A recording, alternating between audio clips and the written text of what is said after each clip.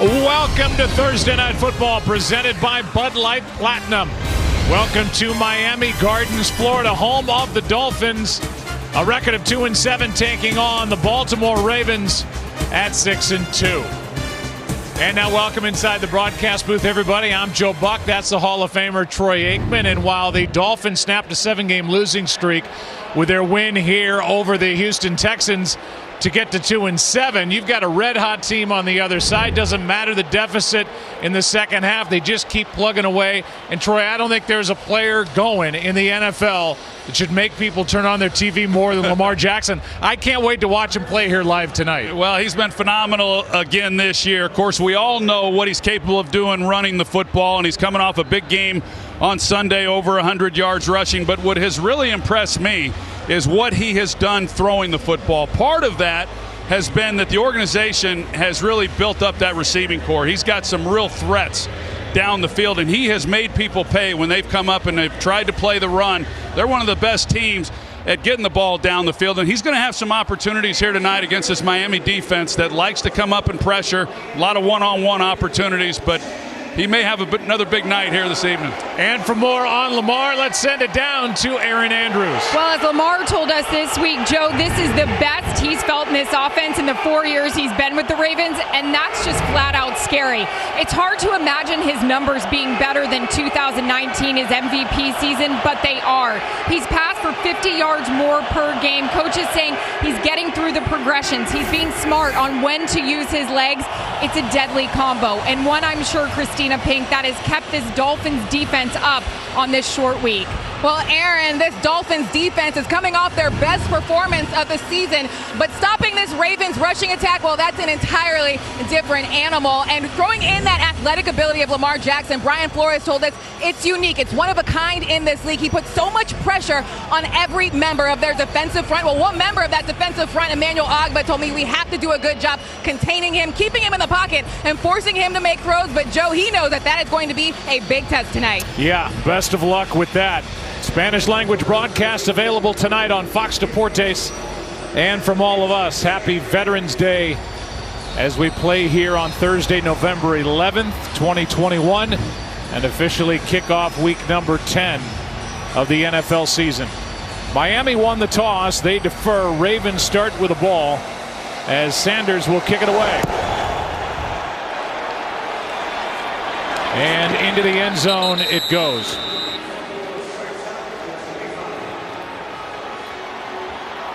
Well, when you talk to head coach John Harbaugh about Lamar Jackson, he says he's remarkable. He has a small circle of people that he trusts. He's all about football, and he's all about sleep. He said, I've never met anybody that sleeps more than Lamar Jackson, and hopefully he got his rest on this short week because, man, they ask a lot of him game after game after game. Yes, they do. He carried the ball over 20 times on Sunday, but he says he feels great physically. Devontae Freeman on first down will carry for 4. In fact, John Harbaugh said if you try to reach him, if you call him after he's left the facility, there's a good chance you're going to wake him up. But, boy, he has played well, and I was talking about it coming into the game about what he's been able to do from the pocket. It is obvious that he has really put in the time. When John Harbaugh says he's all about football, that is clear, because you just don't get that much better the way that he has if you're not putting in the effort, and it's been pretty obvious from my perspective watching him. Here's Duvernay getting it on a handoff. He's got a first down plus, and then gets smacked by Javon Holland after a carry of 19 yards. Baltimore gives you a lot of different looks. You see Devin Duvernay coming across on the jet sweep motion. He's got a lead blocker out in front of him. And Greg Roman, this offensive coordinator, it is a challenge. Big hit there at the end of that play by the rookie Javon Holland. But you talk about a short week for these players, these coaches trying to get ready for this Ravens offensive rushing attack is daunting.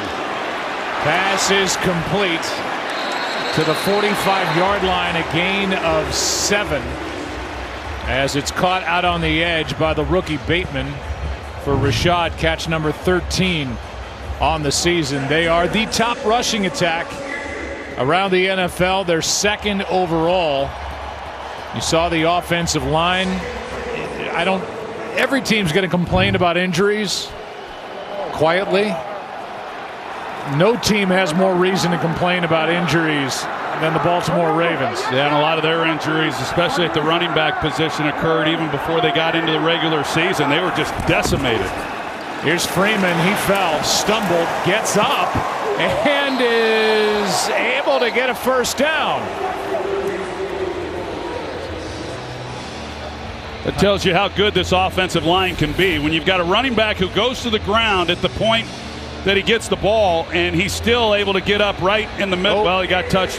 He got touched right there in the middle by Raekwon Davis while he was down. So they should, see whether or not they're going to challenge that. And it doesn't look like Brian Flores will.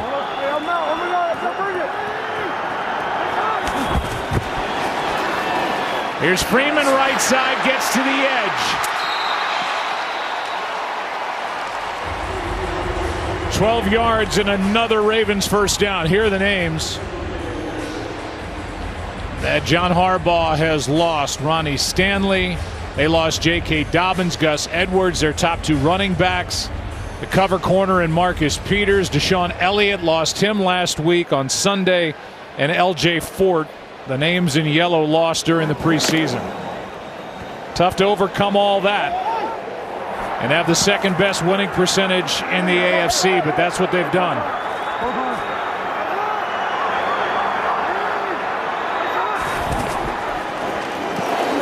Jackson keeps. Gets one.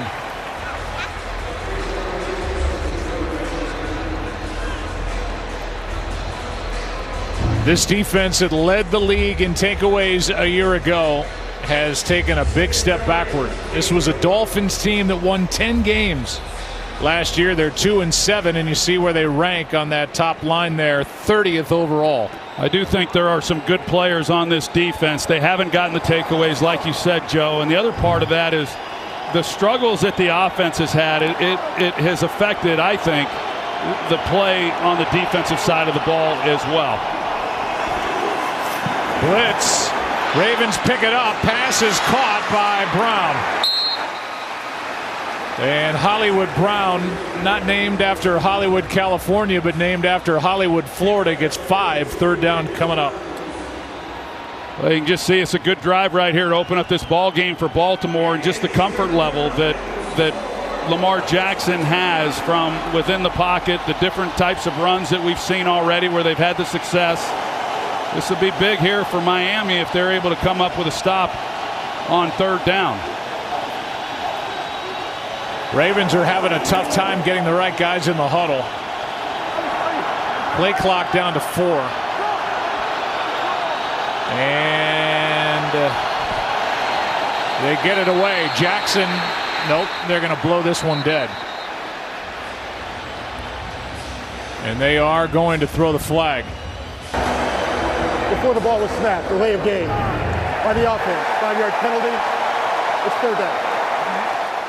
The sideline was trying to get the timeout. They didn't get it in time, and that makes it third down and 9. Yeah, they got these play clocks down low too, but they're right. They should be anyway, right in the line of sight for these quarterbacks. They look right through the defense, and you're able to see it. I know I'd come out for pregame warmups, and the first thing I'd look at when I was at an opposing stadium was immediately where are the game clocks and the play clocks, so you know. But that one's on Lamar Jackson. Getting down low again. Blitz. End zone incomplete for Sammy Watkins. And it was the rookie Javon Holland coming on the blitz. It was about a half a step short of getting a sack. Yeah, he gets there, but he forces then Lamar Jackson to get this ball off. He knows that he's unprotected, and they have a chance. Sammy Watkins back in the lineup tonight, but just ran out of real estate out of the back of the end zone. And Lamar knows, had he have picked that up just a little bit quicker, got it out a little bit sooner, they had a chance for the home run. 46-yard try by Justin Tucker.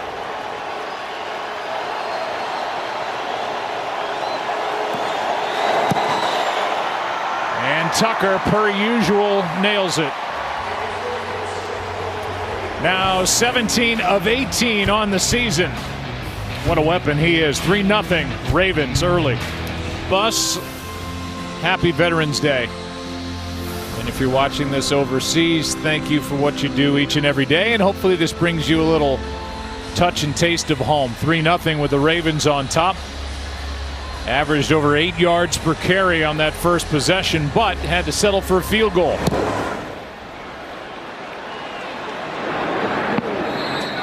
Let's go back to Sammy Watkins, who I think was well aware of where the goalpost was as this throw was leading him right into it. Well, the way that he reacted is almost as if he I don't know if he lost track of where the ball was, because even after the ball hits, he doesn't ever look to locate the ball. It was a bit odd. Now he's coming back off of that injury and all that, but yeah, I don't know if he just didn't see it, if he was worried about the goal, whatever it might have been, but the ball was closer than what we originally thought. Also, there's not a ton of room down there. Once you head out of bounds, there's about a step, maybe two, and then there's a wall for a guy that's been dealing with a thigh injury. A gain of 3 here by Myles Gaskin. And here is Jacoby Brissett, who makes his 5th start of the season, 2nd straight, in place of Tua Tagovailoa, who's out with a finger issue, middle finger on his throwing hand. But Tua is active. He's the backup, but not starting for the 2nd straight game. Take it to Gaskin, completed to Wilson. He makes a couple miss, and now another. What a move. And out of bounds with a Dolphin first down. Well, Wink Martindale, the defensive coordinator, as we know, they're going to give a lot of different looks. They like to bring extra people. He shows blitz. The ball comes out quick. But this is where Baltimore has had some problems. They got him corralled. They got him immediately. Calais Campbell unable to make the tackles. A couple guys missed tackles, and what should have been a minimal gain, if anything at all, turns into a first down. 118. Play action from Brissett. And this one is through the hands of Gesicki, who made acrobatic catches Sunday, a couple of one-handed grabs, and is their leading receiver with his 529 yards. Yeah, I'm not even sure you'd say he's a tight end. He's in that Travis Kelce type mode to where, yeah, you watch him in any game and he comes up with some ridiculous catches. He just is able to twist and turn and go up with his size and almost hauls in another one.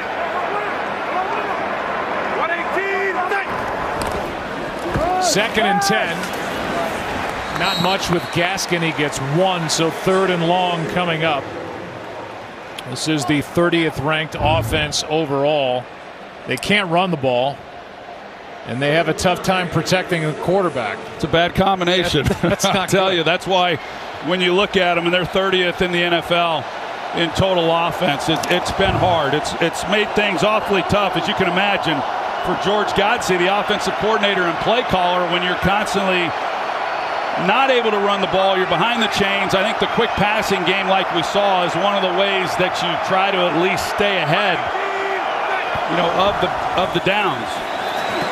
Brissett is sacked.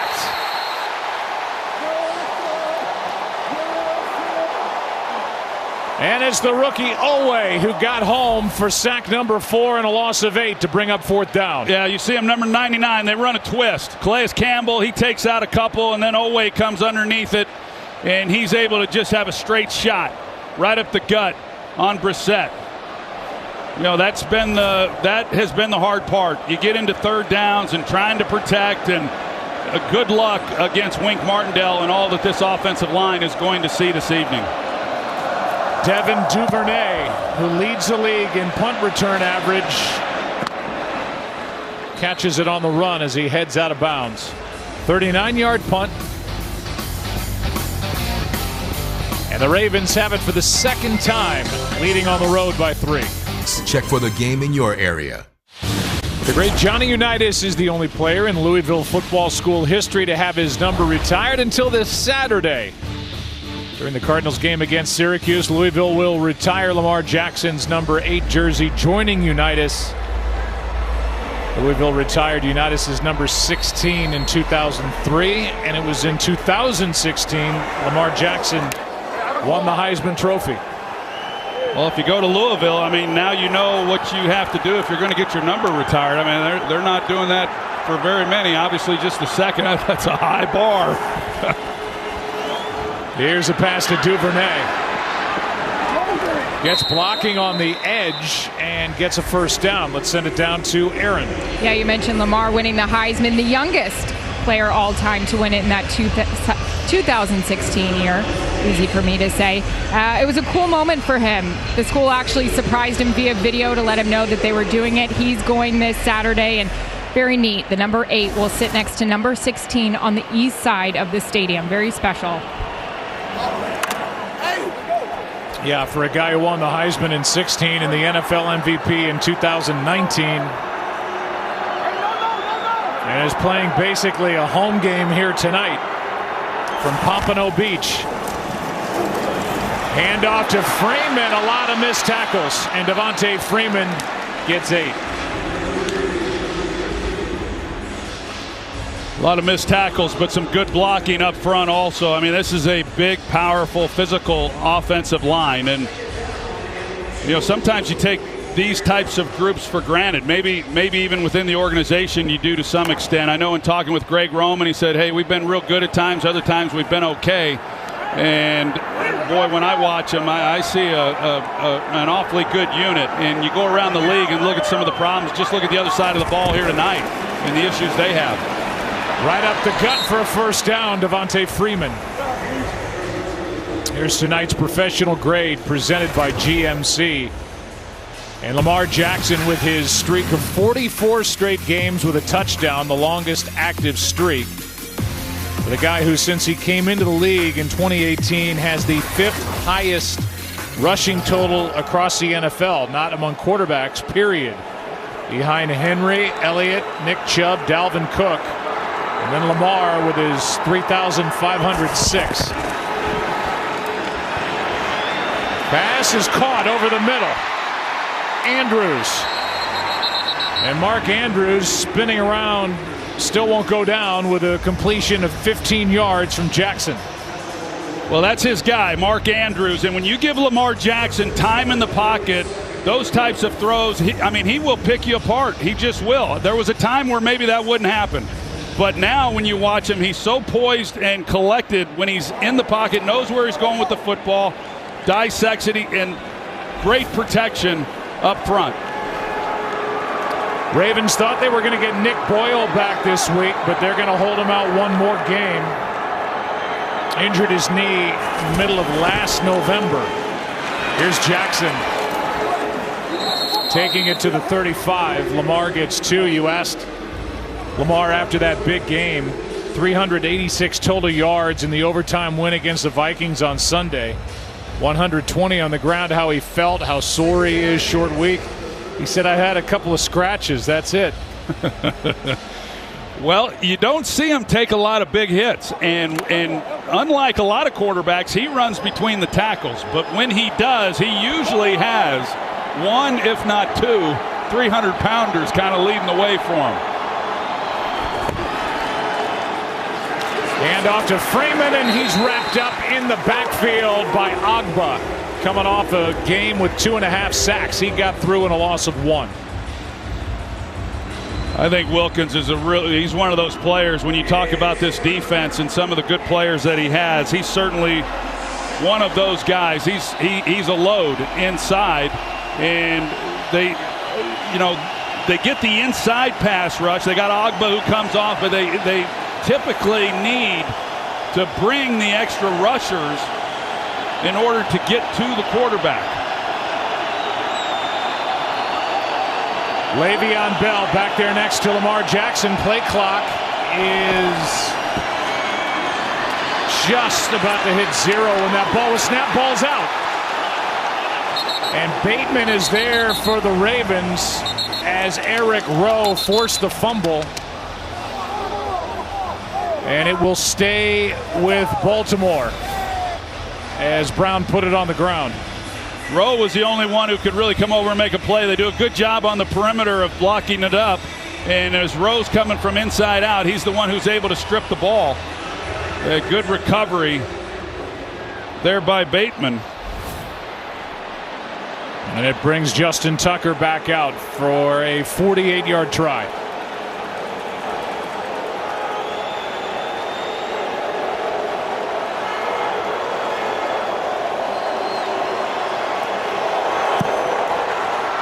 He missed it. Had made 14 in a row, but pushes this one wide right from 48. Still a 3-0 game here in South Florida. On Fox.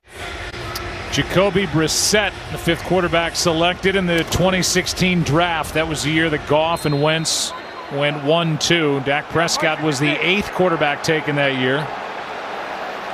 Went to the Patriots, has been with the Colts. Now with the Dolphins. Time runs out, and he's just able to throw it away with heavy pressure from Marlon Humphrey, the corner.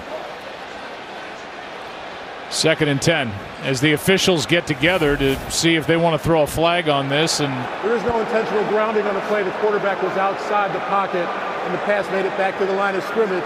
It's 2nd down. Well, Preston Williams was on a dig route, and Brissett's all ready to throw him the football and would have gotten it out and would have completed it, but Williams stumbled coming out of the break, and he tucked it, and that's when they got to him, and he had to unload it. 118, that's it. Here's a toss to Gaskin. Lost one. Odafe Owe, who already has a sack in this game, came through to make that play. Their second first-round draft pick this past draft from Penn State. One lucky winner hit Fox Super 6's TNF jackpot last week, and you still have a chance to win $25,000 tonight. You scan the QR code now and enter the TNF challenge for your chance to win. It's free to play. Just download the app. 3rd down and 11.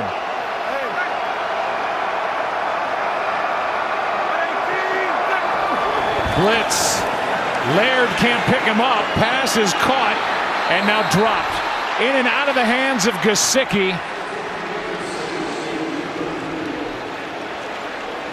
And it'll bring up 4th down. Well, 3rd downs, I mean, you just got to plan on it. Everything that the Ravens do, every now and then they'll back out of it and play a little something different. They do give a lot of different looks, and it's hard to pick it all up when you're quarterback, and that one was pretty straightforward. They were single high safety, man across, bringing extra rushers. But even if Gesicki's able to hang on to that, he was short of the 1st down.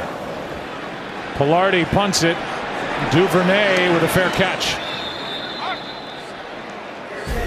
41-yard punt. Ball was hauled in at the 23. 3rd possession for the Ravens. Up 3. Ball presented by Bud Light Platinum. Talk about the ground game of the Baltimore Ravens. And when you speak with Greg Roman, as we did, their offensive coordinator, he said the nuances of how we run the ball and the way it's blocked, it's hard to pick up. But these guys that they added in the early part of the season are there now. Devontae Freeman, Le'Veon Bell. Latavius Murray missing his 3rd straight game with an ankle injury as Jackson steps up, flips it for Brown. Broken up. And the play made by Holland, who just seems to get better and better every week. The rookie from Oregon. Yeah, he really does. I mean, you see he's got great speed, so the range that he has, and he's able to pick it up, and he comes across and is able to make a play on that ball. Looked like Brown was going to be able to make it, but Holland's been one of the bright spots. In fact, both those safeties have been. Brandon Jones has played well. Javon Holland has done a nice job. One of those rookies that they're planning on depending on here in the years ahead.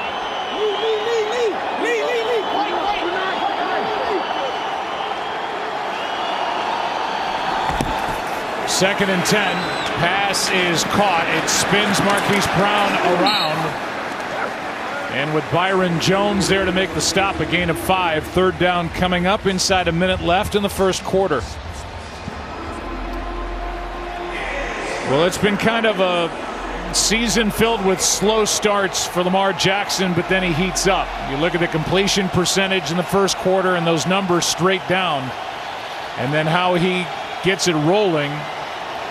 Quarters 2, 3, 4, and overtime if needed. 3rd down and 5.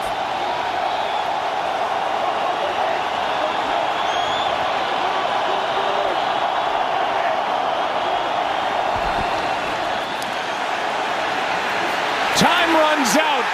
A sack of Jackson. Jalen Phillips was there and was not alone as Van Ginkel helped. And a loss of 9. And that'll do it for quarter number 1. 4th down for the Ravens when we come back. 3-0 Baltimore. Thursday Night Football presented by Bud Light Platinum. Back after this. It is a hot and humid night. Cramping could be an issue, Troy. Cramping could be an issue. You drinking water over there? I'm good. I'm hydrated. I'm hydrated. Get you some electrolytes. Oh, you're talking about Devontae Freeman. Oh, yeah. Oh, okay. Sam Cook will punt it as we start the second quarter. Jalen Waddle, a rookie. Nope, that won't work. Out of bounds at the 42. Back to work is Jacoby Brissett, and down we go to Christina Pink. Yeah, Brissett takes the field, and what is his 5th start of the season? In and out of the offense, learning a new offense this season. Told me the biggest challenge is getting command of the huddle and working with these new receivers because he wasn't with them last year, and there's obviously been a lot of changes for them this year. So he makes sure to over-communicate and over-verbalize in the huddle, getting guys lined up. But while he thinks it's a struggle, George Godsey told us that was one of his biggest strengths. Well, let's see if he and the Dolphins offense, Christina, can get a long drive put together here. 118. They hand to Wilson. He breaks one tackle as he went through Bynes and turns it into a decent pickup of 5. Josh Bynes had him behind the line of scrimmage, and Albert Wilson able to get away. Yeah, I just don't know watching Baltimore this year if in any other season, they've always been so good on the defensive side of the ball, just the number of missed tackles that they've had, and some of those have resulted in the big plays that they've given up because there's been a lot of them. They've given up a lot of big pass plays down the field, but they've also given up a lot of plays underneath that they just haven't been able to get people to the ground. Backward pass. Wilson looking to throw or run. He'll try to run. And lost a yard. Well, if you look at it by the numbers in the John Harbaugh era, and it is in his 14th season as head coach, and what a job he's done defensively with regard to the total yards per game, the pass yards per game, and the points per game, this is a blip on the radar because I don't know of a head coach, Troy, that you think does a better job really consistently than Harbaugh. Yes, and I'll expand on that, but I think he's just done a remarkable job. They've had a lot of players that have come through the building, and yet they are competitive year in and year out. Brissett throws it into the ground with Gesicki closest to it, and Averett right there for Baltimore. I've talked to a number of coaches who have been on the staff for John Harbaugh, and they all come away saying the same thing without knowing the other one said it, and how much respect they have for him, how he's able to hold a team together. And it starts really at the very, very top with Ozzie Newsome years ago, even with Steve Bisciotti with the ownership, but now it's, of course, DaCosta took over for Ozzie Newsome as a GM, but there's a lot of stability within that organization, and it translates to an awfully good product on the field. Pilardi hits it. Duvernay will stay away. And this is downed at the 16. Another possession for the Ravens, still leading by Wheaties are in the box. And 2 of the 3 people pictured on the Wheaties box back in '96 are in the house tonight. We're only missing old number 7. Here's Devontae Freeman. Nice play by Landon Roberts. So Elway's not here. Aikman, we know, is here, and there's the great Dan Marino. You know, back when we were playing, we had the quarterback club. It was Dan Marino and John Elway and Boomer Esiason, Phil Simms, Bernie Kosar, Randall Cunningham. I mean, it was a who's who of quarterbacks at that time, and a lot of alpha males, obviously, in those meetings. But the leader of the pack, the guy who I refer to as the Frank Sinatra of that room, was always Dan Marino. You know, he just had a style and a flair about him, and one of the all-time great players, but what an awesome guy. Second down here, and pass is off the left hand of Marquise Brown, incomplete. Pressure by Van Ginkel, who got half a sack, along with Jalen Phillips. The last time the Ravens had the ball, and it's 3rd and 10. Well, the defense is doing a good job. You know, they moved the ball the first couple of series, but had to settle for the one field goal, the missed field goal by Justin Tucker, and otherwise Baltimore, you know, they've held them in check. But Miami offensively has had great field position the last 2 times they've had the ball, and they've gone 3 and out. The 2 teams are 0 for 6 combined on 3rd down.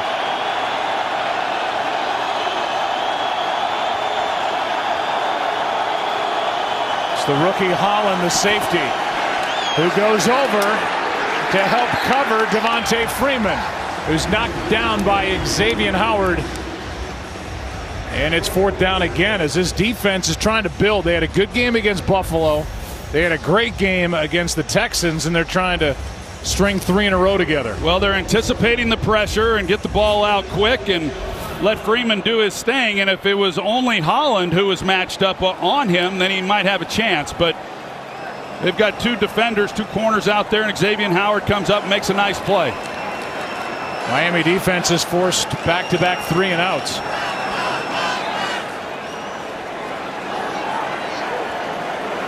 Cook. End over end.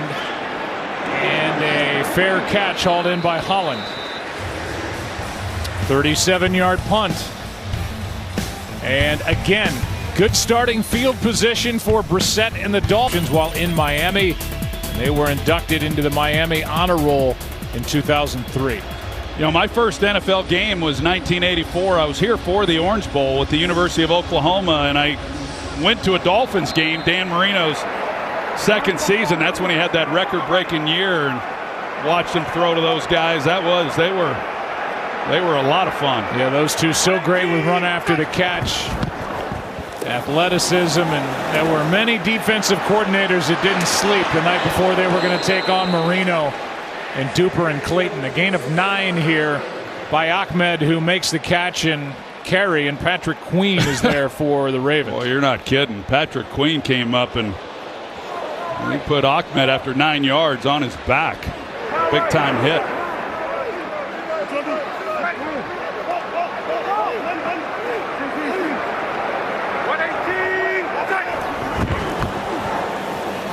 Again, it's Ahmed, and he's got a first down trying the left side with Queen trying to rip it out of there.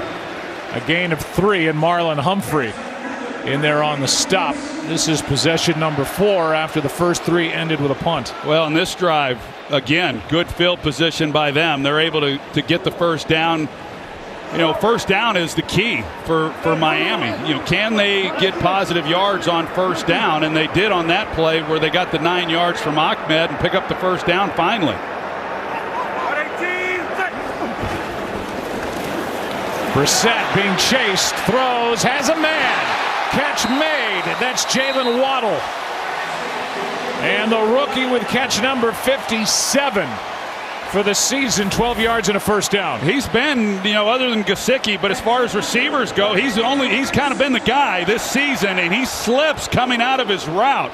Really good route. We've seen footing issues now a couple times by these Dolphins receivers, but I really like this young man and what he has shown. I think other than quarterback, playing as a rookie is really difficult as a wide receiver. I mean, it's hard to have success. There's a lot to learn. These guys come into the NFL game not really exposed to a lot of the types of routes, but they were well coached at Alabama, those receivers that came out this year. And it's now a long list of wide receivers coming out of Alabama that are starring in this league. Julio Jones now with the Titans, Amari Cooper with Dallas, Calvin Ridley, Jerry Jeudy, Jalen Waddle, and Devontae Smith with the Eagles. And Waddle coming off a 10-catch game against Houston. Third time he's had 10 catches. And he was one of 6 first-round picks from Alabama in this past draft. Brissett throws, pass caught. A yard short of a first down is Isaiah Ford with just his 3rd catch of the season, as that gets applause from Tua Tagovailoa. Well, now it brings up 3rd and 1, and this Ravens defense, they've been good on this down. They do a pretty good job. So when they need to shut down the run, for the most part, they're able to do it on downs like this. We'll see if Miami's able to pick it up.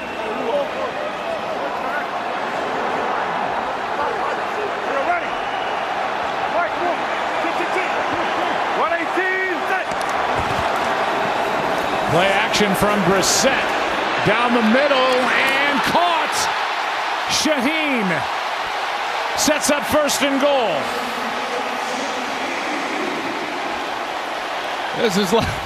This is like an alley-oop in basketball. Shaheen, he gets down the field. Chuck Clark's in coverage. He just bodies him up, and then the ball's thrown up, and he goes up just like you would post someone up in basketball. Really great job as he's going backwards to be able to make that play. A season long for him, 21 yards on 3rd down and 1. They love their tight ends in Miami. I don't know that I've ever seen an active roster that's got 5 tight ends on it. Brissett keeps, surveys, flag for holding, and Brissett out of bounds at the 5, but they're going to call a hold, it looks like, as Durham Smythe, one of those aforementioned tight ends. Holding. Offense, number 81. 10-yard penalty. Repeat first down. Got a hold of Tyus Bowser.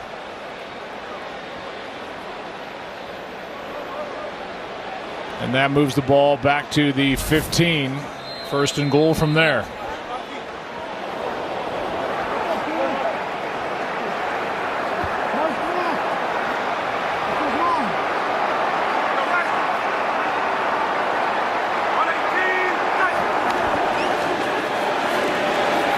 Pass is broken up. Gesicki the target with Chuck Clark defending. Chuck Clark, I don't know, a lot of contact at the top of this route. Let's take a closer look at it. There's Chuck Clark, 36. Yeah, he got there. I don't know exactly. Let's see. He hangs in there. Tough to get inside on that particular look. Chuck Clark was the one who was in coverage when Shaheen made the 3rd and 1 catch. 2nd and goal. A screen for Shaheen. Not much. Tripped up by Justin Houston. Gain of just 2. Well, Shaheen getting a little more opportunity with Miami. He was a 2nd-round pick by the Chicago Bears, and I know that they were expecting a lot from him there, but this is an offense that they use a lot of 2 tight end personnel, by far more than anybody else in football.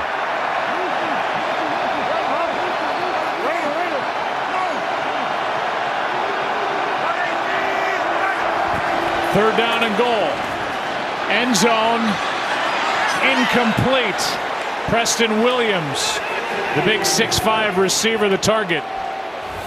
And Anthony Averett had the coverage. Well, Averett was playing soft, so he's always on top of the route. So the only chance was basically if he makes the same kind of throw and catch that we saw from Adam Shaheen there on 3rd down.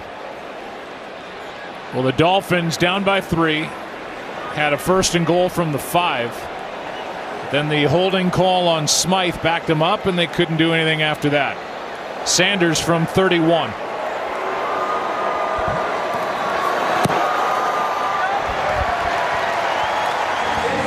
And this is a tie game with 6:18 left in the first half. Here's the penalty on Durham Smythe.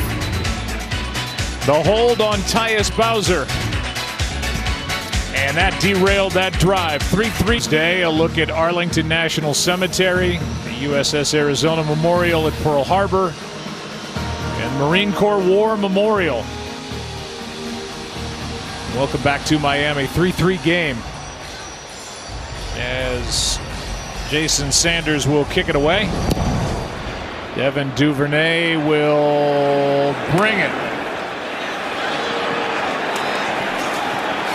And make it to the 20. That's it, as Van Ginkel made the tackle. Salute to Service is the NFL's year-round effort to honor, empower, and connect our nation's service members, veterans, and their families. Learn about the NFL's work with its long-standing military and veteran non-profit partners by visiting NFL.com/salute.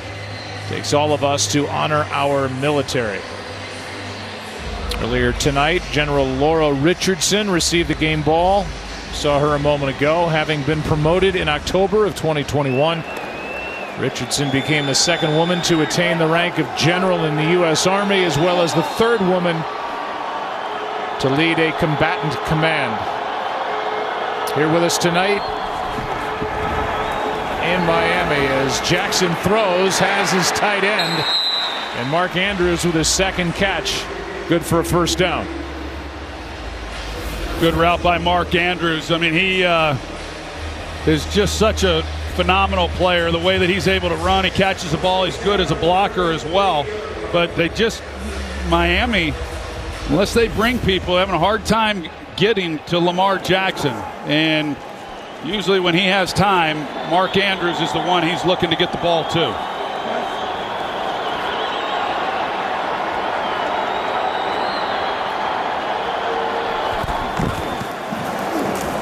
First down, and the handoff to Le'Veon Bell for 1. With NFL Game Pass, you can catch every snap from every game with full game replays or watch a condensed game in 45 minutes. Go to NFL.com/Game Pass to start your free trial today.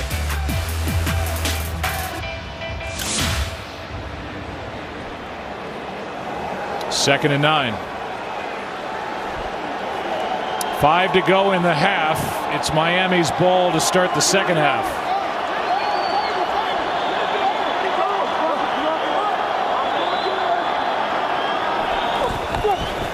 Quick throw, batted up into the air. Agba, who won a Super Bowl with the Chiefs 2 seasons ago, got up and took care of it. Well, he has such great length, and he's having a really solid year as well. One of those guys, I talked about Christian Wilkins earlier, and the job that Agba is able to do. He leads the team with 5 sacks, coming off a huge game on Sunday where he had 2.5 sacks in that one. With this defense, they're going to make another key stop here. I mean, they've more than done their part here in this first half.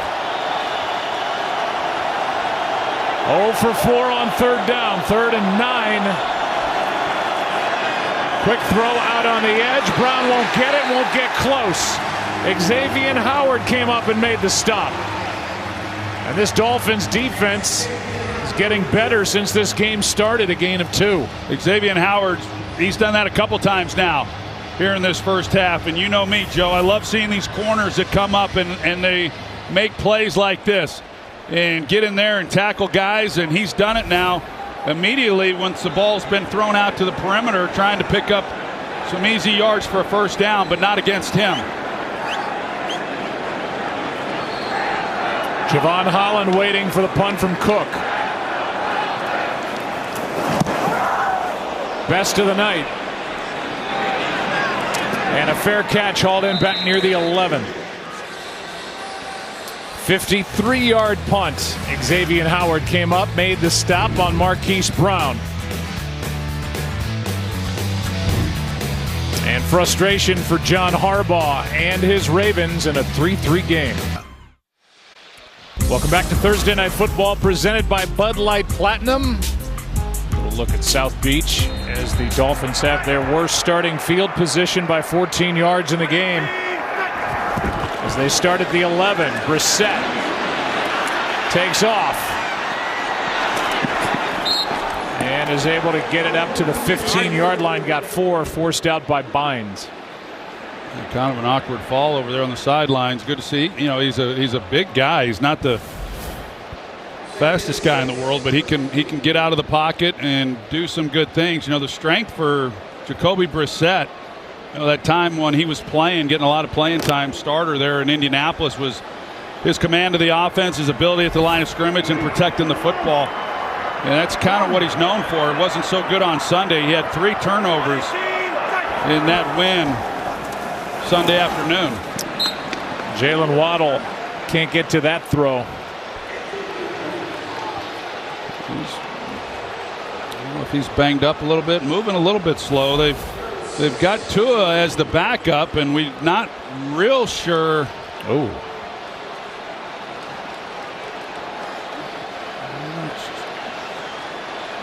Not sure exactly what happens there.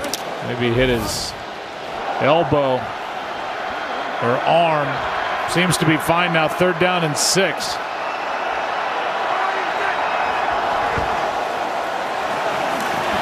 Brissett, Waddle. What kind of forward progress? They're going to say short. And that's right on the Dolphins sideline. They got to look at it. And for now, he's called short of 1st down yardage, forced out by Stevens. Well, Brissett, he's trying to sort through exactly what he was getting in the coverage. They were doubling inside. They left Waddle open. You hear the crowd. They show it on the big board here in the stadium. No challenge coming yet, but now the challenge flag in the right hand of Brian Flores. Let's take another look. The ball up at the top. Looks like he's got enough before he steps out. After discussion, the ruling on the field is that the runner crossed the 21-yard line for 1st down. The video assistant changing that so they don't even have to challenge. Again, we talk about it every week. Yeah. What a great addition. It's been the best to expedite the process here, so Flores doesn't have to waste a challenge on one that he would have easily won. No, it's very well done. The mechanics of that, outstanding work to be able to just talk down, tell him it's 1st down, and away we go. 3 minutes, 16 seconds, please. Please set the game clock to 3 minutes, 16 seconds. The play clock. They're going to put 25 seconds. time back on the clock. So 3:16 left.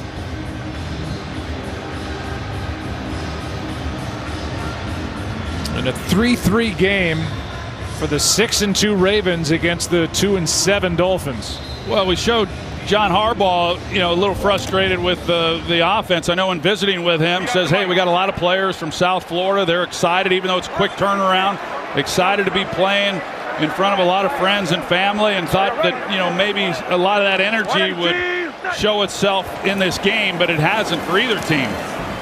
Gaskin gets 2. Here's a list.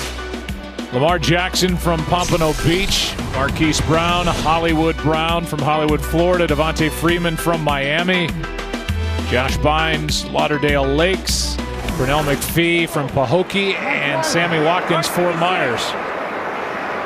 Tell you, if you could only recruit South Florida, you come up with really good players. Gaskin got a yard. The crowd getting a little frustrated with the play calling here on these first 2 handoffs as Oweh and Calais Campbell combined on that stop.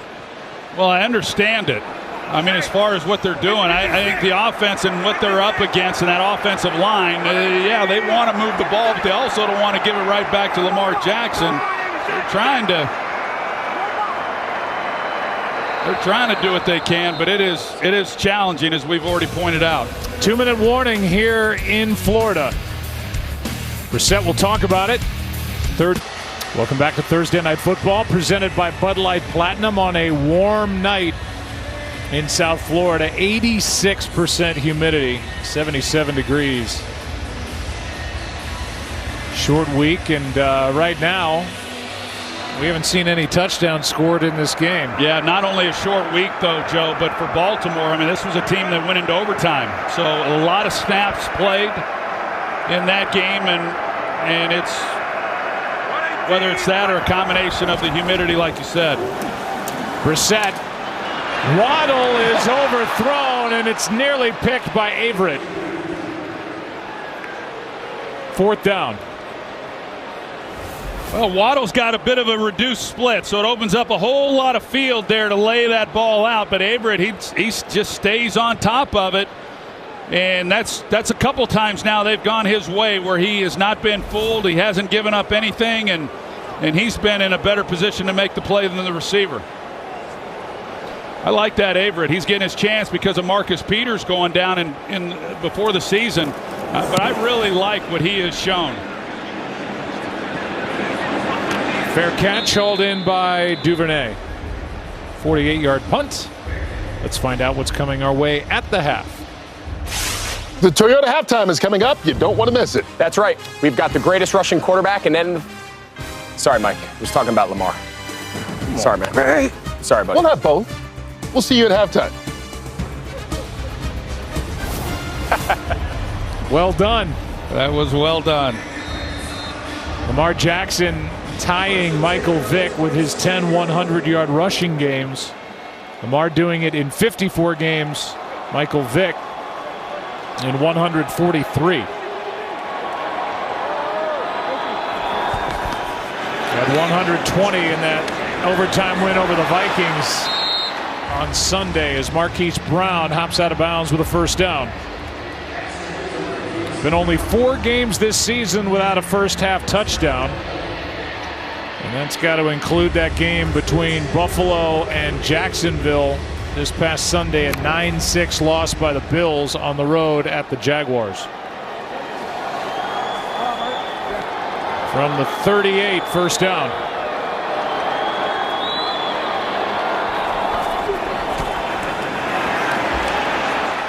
Jackson brought down from behind. Play made by Adam Butler, a gain of 5. Well, when Lamar, when he drops back and he sees things open up, I mean, he is quick to take it if he doesn't like what he sees down the field right away. And they've been able to keep him bottled up. Even that was a nice gain by Lamar Jackson. But initially it looked like Miami was going to bring an all-out blitz. They will zero blitz and leave no safety in the middle, and it looked like they were going to on that play. Here's a blitz. That ball was tipped. And Javon Holland, the rookie, who's been all over the place, got his hands on that throw. Well, this is it here. They bring the zero blitz here. They bring 7 guys. They've got 4 receivers, 4 defensive players covering, and there's just no middle safety. So there you go. You see it right there. And it's just, can they get to the quarterback before he's able to make you pay?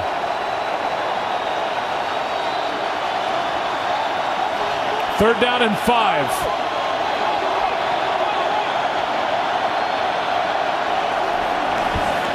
Little pitch to Freeman. Brought down short of the 1st down, Jerome Baker. And what a job tonight by the Dolphins rushing defense against the NFL's top rushing team. There he is, number 55. What a great job. Jerome Baker, I mean, this guy can fly. He is a really talented, fast linebacker, and if he doesn't make this play, I'm not sure that anyone's going to before he picks up that 1st down. So the frustration continues to mount for John Harbaugh. A lot of people thought the Dolphins wouldn't be in this game at halftime. It's 3-3 and Miami about to get it back. And the Ravens just 19 rush yards since their first drive that ended in that 46-yard field goal by Tucker. Ravens going to have to live up to their reputation now as a second-half team on this humid night in Miami as they try to match Tennessee with their 7-2 record with a win tonight. They've got their hands full. Well, the Dolphins used a timeout, and so they must be thinking they're going to do something with this. Holland hauls it in. 51 seconds and 2 timeouts.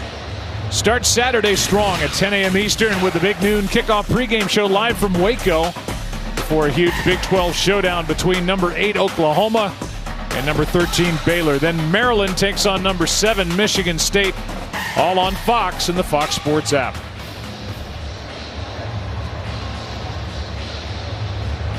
We'll see what Miami wants to do. You've got the Ravens now. You've got Miami backed up. They called timeout as soon as that third down was over. Stops the clock. They're backed up. I would have thought that they'd have been pretty happy going in 3-3, but they give Baltimore a chance to use some timeouts and maybe get the ball back one more time. Here's one incomplete for Patrick Laird. Pressure by Justin Houston. 48 seconds left. Well, this gets interesting because the last thing Brian Flores would want is to have to run his defense back out onto the field before this half. Brissett completing passes at 44%. 7 for 16, 73 yards.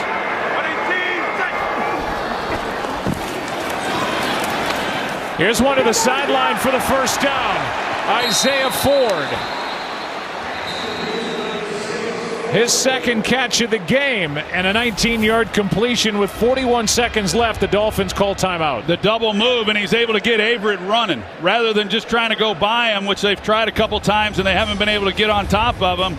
A double move that gets him out of his back pedal and makes him turn his hips and run, and then he's able to come back down the sideline.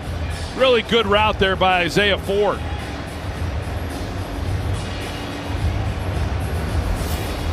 This is a Miami Dolphins offense still without Devontae Parker, who's played 5 games. He's on IR. Will Fuller, the same with a finger injury, 6th straight game that he's missed.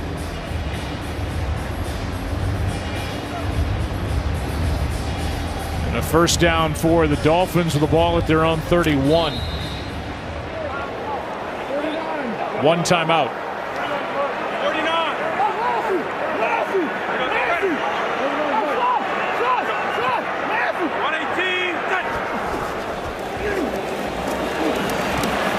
Laird out of the backfield.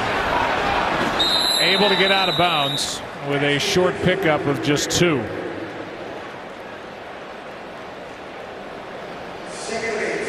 Again, this Baltimore defense 31st against the pass. Trying to hold up here with 34 seconds left in the half and keep this tied.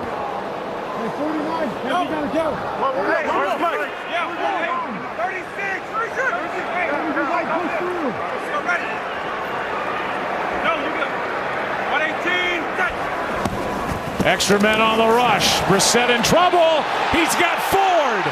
One-on-one. Breaks a tackle down to the 15. Timeout, Dolphins. 52 yards to Isaiah Ford. You're going to see here, he goes to the middle. He thinks he's going to get help by the safety, but he doesn't. I think that was Averett over there on that left side, and he turns it loose. You see the safety go to the middle, so he's not getting the safety help that they initially showed. So a miscommunication by Baltimore, and another big play. This has been the Achilles heel. Talk about the troubles that they've had in pass defense. It's more breakdowns, not tackling, giving up a few big plays, but that was just a total bust in assignment and really communication. It's the one thing that happens when you are a defense that gives as many different looks as what this one does, and they bring a lot of different people, that if you're not on the same page, you turn areas loose like that. And John Harbaugh cannot believe it. In our conversation with him just yesterday, he was talking about those types of busts that are just unacceptable. People are going to get beat from time to time, but you just can't have those total breakdowns in assignment. Season long for the Dolphins from scrimmage, 52 yards.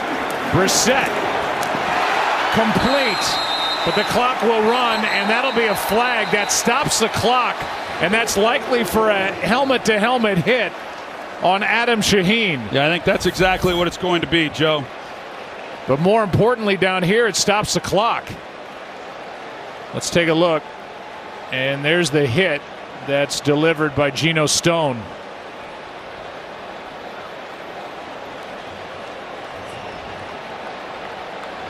On that 52-yarder, Jacoby Brissett, a nice job moving out to his right, was under pressure by Bynes, and now threads this into Shaheen. There is no foul on the play. The result of the play is the first down. Yeah, they pick up the flag. You look at it, Joe, and it looked more like, initially it looked like helmet to helmet, and then he came in with the shoulder. But you can see that Harbaugh's not happy because, like you said, the clock stopped while they tried to figure out whether it was a penalty or not.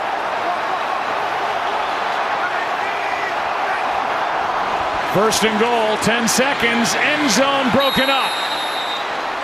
Preston Williams the target, and Averett there again for the Ravens. Now 9 seconds remain. Let's go back to the previous completion to Shaheen. Yeah, here he comes, and it's really, I mean, it's shoulder into the back. You know, where the flag came from, he wasn't at a real good angle where he could see it. Good mechanics, good job by the officials of cleaning that up. But they were rushing to the line to try to get the clock stopped. And the clock got stopped because of the penalty that wasn't. Ravens call a timeout just to catch their breath. So you had Adam Shaheen, it looked like.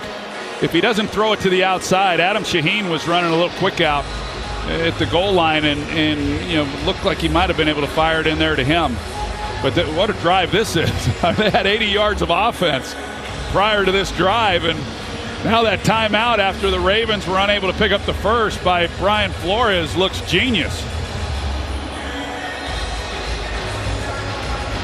So no timeouts left for Miami. The Ravens used their first just to get a breather before a second and goal. As they spread them out, the Dolphins do. There's Gesicki.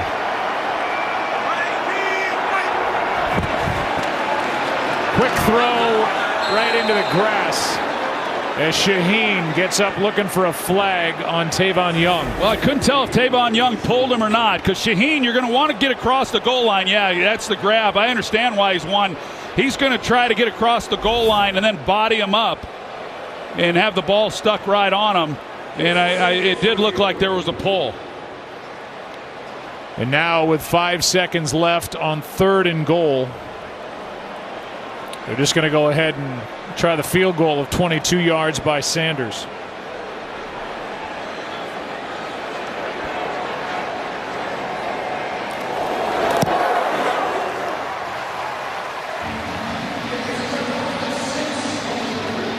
Three seconds left in the half, and the Dolphins lead now 6-3.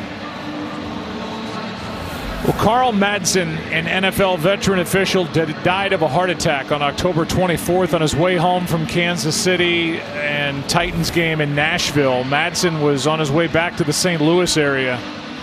He was an NFL officiating fixture for more than 2 decades, first as a highly respected on-field official before transitioning to a replay role beginning in 2009. He also served in the U.S. Air Force from 1973 to 1976. Peter King did a really nice write-up on the late Carl Madsen, if you want to look that up. And that's why these officials are wearing that patch here tonight.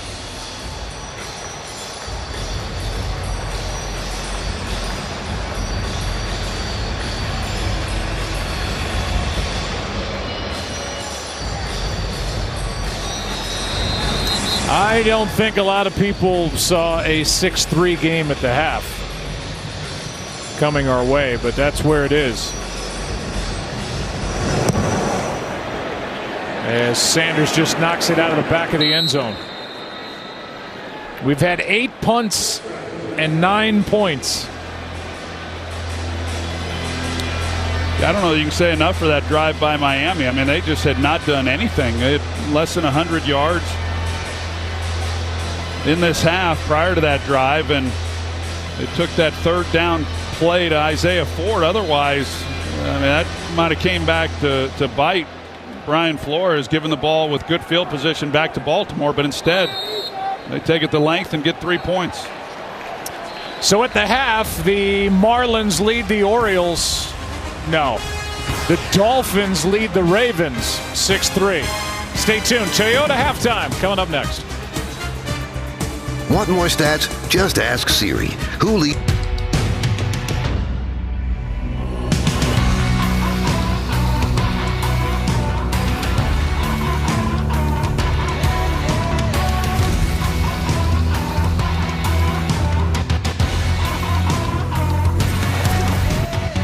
That was tonight's game flow, brought to you by Progressive. 6-3 lead for the team that's about to get the ball to start the second half. That's the Dolphins. I'm Joe. That's Troy Aikman. And, well, go ahead, this Mr. isn't Analyst. this isn't quite what we expected. At least Miami got something going there at the end of that half. They've got to feel pretty good about. I've been impressed with what Miami's been able to do on defense, to be able to slow down. This is an explosive offense, running the football, and they've been able to create a lot of big plays. The first half of this season, biggest completion they got there in the first half, 15 yards. So they're stopping them on third down. They're not giving up the big plays, and we'll see whether or not John Harbaugh was able to get their attention. But Baltimore just has looked like a fatigued team that went into overtime and had 4 days to get ready for this one. But as you said when we talked to John, if there's ever a time to have a short week, this would probably be it, because the Ravens were coming off their bye before that overtime win against the Vikings on Sunday. But a little tough to replicate 86% humidity. And I think a little bit of the starch is out for the Ravens here in South Florida, as they'll have to try to get it back, as they need to come out of here with a victory to match the Titans at 7-2. Yeah, we haven't heard how Aaron and Christina are handling it down there. Well, we're about to. Let's send it down to Aaron Andrews. Just say the word, and the frizz on my hair will tell you all about this humidity. Troy Aikman, yours looks great. Now, John Harbaugh telling me the biggest problem for his offense was handling the blitzes. He said we didn't communicate well. He actually mentioned the crowd noise being an issue for his offense, and he said out here we've got to take better care of that, execute. And for his defense, you guys mentioned, can't give up the big plays. That's what they did on that 52-yard play. He said, yeah, as you two mentioned during that, there was miscommunications. They got to clean that up as well. Yeah, in the blitz department, Aaron, 9 blitzes by Miami in that first half. So they've been coming after Lamar Jackson. Here's Gaskin. He gets stood up by Patrick Queen. No gain. And now for the report from the other sideline, here's Christina. Joe, holding the Ravens offense without a touchdown in that first half, I asked Brian Flores, do you feel like you're in good position? He said, nope, not against this team. We know how explosive this offense can be, and we have to play 60 minutes of football. Offensively, he'd like to see them move the ball better, finish drives. I asked him how they're disrupting Lamar Jackson. He credited the communication they've had on defense. Yeah, they've looked really good defensively for the third week in a row now. Quick setup and throw, and that's off the hands of Gaskin. It'll bring up third down and 10. Well, a little bit of pressure. I mean, Brissett is on the ground, but yet you got a corner that's off. It's a 4-man rush, and this should be completed all day long. I mean, that's it doesn't get a lot better than that at this level, and it just off. Adafe Owe had some pressure, but the incompletion is 3rd and 10.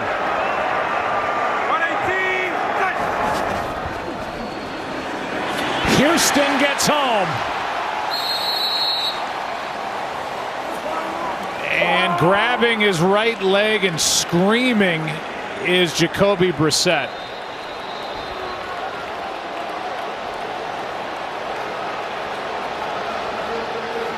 And Tua Tagovailoa is putting his helmet on. It is 4th down. So a punt is upcoming. They're going to check on Jacoby Brissett, and that did not look good at all.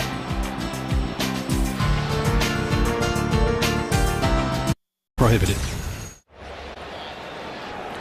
Punt coming from Pilardi.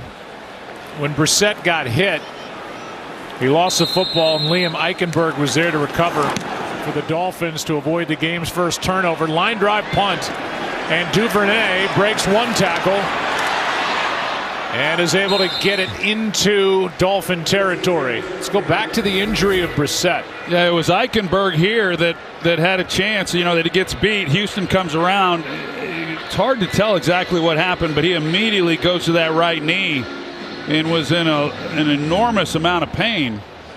Now, he walked off on his own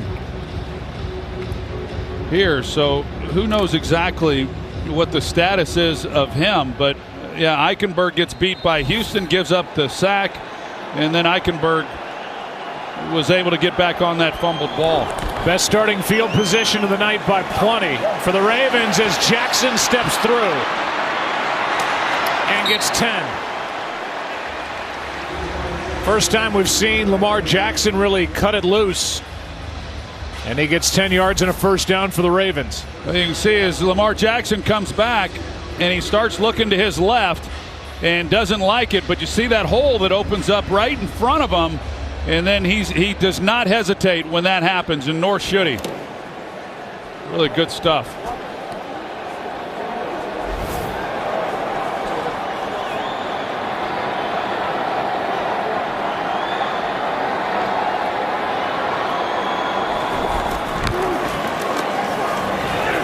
Handoff here to Bell, and Le'Veon gets back to the line of scrimmage. That's it. Jacoby Brissett is out of the medical tent, and he's going to see if he can jog again. We've talked about it. Tagovailoa, who's the starter, the 5th overall pick a year ago, is the only backup, and he's got an issue with a middle finger on his throwing hand. That's why he's not starting. So he would have to come in. Jackson wrapped up back at the 44. First guy there was Adam Butler in a loss of 5. Well, Ogba, he's already knocked a ball down on this similar play. He gets up the field, number 91, and that's where he's going to throw it, but he feels that. He was kind of in the line there of where the receiver was, and he tries to tuck it, and then here comes the rest of the guys. So give Ogba the credit for that sack. Last 7 quarters, this defense is rolling.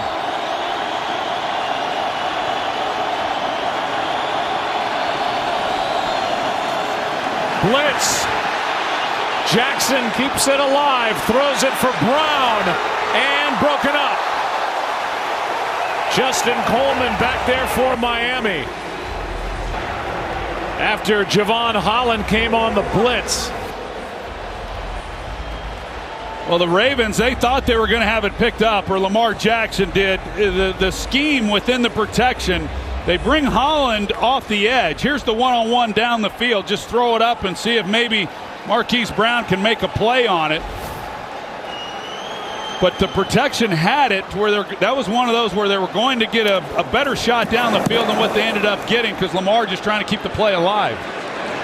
This one checks up at the 5 and will be handled near the 6. And it looks like Tua Tagovailoa, bad finger and all, is coming in the game. He is up 3. To Christina Pink. Joe, Jacoby Brissett was cleared to return to the game after working out that knee, but as he approached to go back on the field, head coach Brian Flores stopped him, pointed at Tua, and told Tua that he was going in.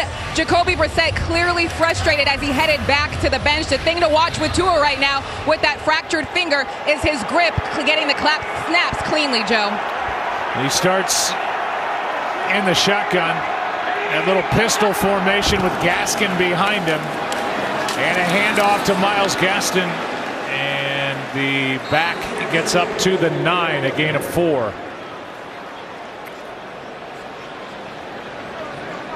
Second and 6. Well, Brissett, he was over there kind of going through the motion, seeing if he could drop back on his leg and all that. He gave a thumbs up like he could go. And He thought he was coming out, like Christina said, and Brian Flores gave his best Lee Corso impersonation. He said, "Not so fast." So fast, my friend. We're told officially his return, Brissett, is questionable. Tagovailoa throws, pass is caught, and that looks to be first down yardage. It is by Jalen Waddle. Good route combination there that allowed Waddle to have some separation just by the design of the routes. You see the push up there by Gesicki, and it keeps Marlon Humphrey from being able to just jump it until after he's able to make the catch. Good design there by Miami and a good throw and catch. I mean, it is strange that Tua Tagovailoa is in the ball game. He's got the fracture in his finger. He's able to make throws. We watched him during pregame warm-ups throwing the ball around, and yet they don't start him. They have a quarterback, Jake Dolegala, on their practice squad, but they believe that if needed, Tua was good enough to go, but not good enough to start, and here he is. He's needed. Second down and 9. Yeah, and there's no real, certainty on our part anyway as far as what limitations he may have. Last Sunday when he didn't play, it was because he couldn't make all the throws, but he was good enough to come off the bench if necessary. Is that still the case? He's been dealing with some of the swelling in that finger, or he was at least earlier in this week. Blitz coming from the Ravens. Pass is behind Gesicki. I'll say behind him and hot too. I mean, even if this ball's on the money, I don't know if he's able to make a play. I don't know if he's just. It almost looks like he's just unloading it, but yeah, that wasn't close. Tyus Bowser applying the pressure to bring up third down and 9.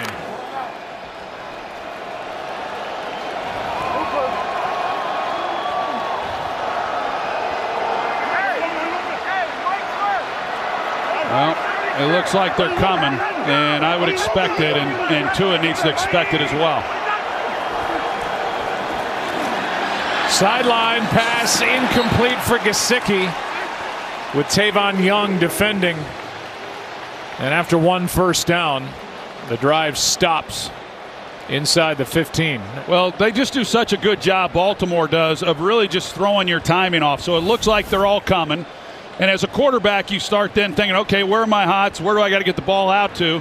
And then they bail out. They rush 4, and they're then playing man on the outside. And so you're rushing things. Receivers are rushing things, and it just totally gets you out of rhythm. False start as the long snapper Blake Ferguson. False start. Offense number 44. 5-yard penalty. It's fourth down. He didn't let it fly. Everybody else moved, and that will move the ball back to the 14-yard line.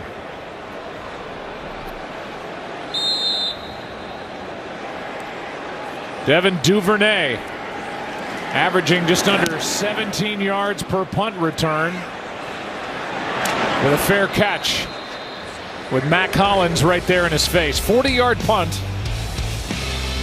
Ravens get it again. Still down. As we welcome you back on Thursday Night Football on this Veterans Day, we thank you for joining us.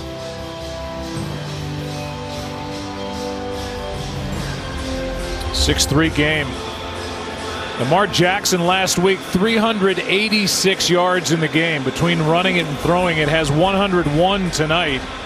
Dolphins defense doing a great job. We told you earlier about that streak of 44 straight games with a touchdown for Lamar Jackson. Still trying to get something going here. First possession was good. Not much since then. Devontae Freeman with a catch and run. He gets 9. Yeah, that's been tough sledding since the first couple of possessions that they've had. And like we talked about, this is an offense that really has done a nice job of getting the big play. And they've got the weapons on the outside. They got a lot of really solid players. There was a time where Lamar didn't have really quite the supporting cast that he has this season, and they've been able to take advantage of it. Now they're trying to run out there up at the top of the screen. Xavier Howard getting up there late. And this defense giving up a lot of big plays, but they've played really well. Raymond ripped to the ground by Sealer. And this Dolphins defense full of fire as they're celebrating after plays that are made and a loss of 5. Well, just a total bust up front. You got Sealer who comes right through the middle. He's right here. You're going to see what happens. They're on that left side. It just opens up, and nobody's there. Sealer couldn't believe it. He's like, okay, someone's going to wham me here. I know this trick. You don't get blocked. That means someone's about to earhole me. They're down in 6, and what a catch made by Bateman. Boy, he had to reach, Troy, for that throw from Lamar Jackson in some traffic. Knew he was going to get hit and gets 9 yards and a first down. Yeah, really nice work, and he does a good job of running the hot route because they bring a rusher off the edge. There's the quick slant, and Bateman, he makes those kind of plays. When you watch him, he's got excellent hands. He couldn't body catch this one, but a lot of guys wouldn't be able to make that play. He just plucks the ball right out of the air. First third down conversion by the Ravens in the game. Jackson sacked. Roberts is going to get it. Van Ginkel was the first guy there. And a loss of 7.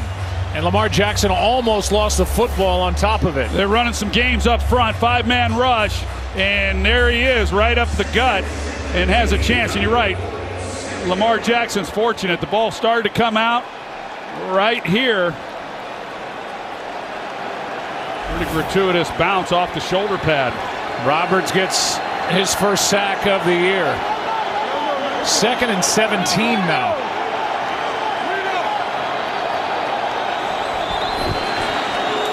Le'Veon Bell bottled up. And a gain of just 1 as Van Ginkel, who's been everywhere, made that tackle. Tomorrow night on NFL Network, NFL Total Access has the latest news from around the league, and Jaguars defensive end Josh Allen talks about his big game against Josh Allen and the Bills. NFL Total Access tomorrow at 7 live on NFL Network. Played in a game, the two Josh Allens. It's similar to what we're seeing here tonight. Yeah, I heard those two played against each other. 3rd and 16. Jackson is forced out by Phillips. And there is just nothing happening for the Ravens on offense, and this Miami defense impressive. And talk about impressive. Jalen Phillips, I mean, for him to be able to make that play on Lamar Jackson, I mean, they are playing really good football. They're surrounding Lamar. They're not once he gets out of the pocket, but man, what a play by Phillips to be able to run him down.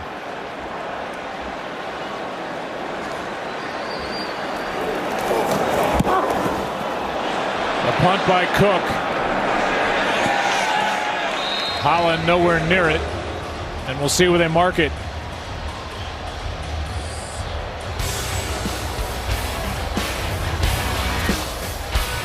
Tagovailoa coming back in.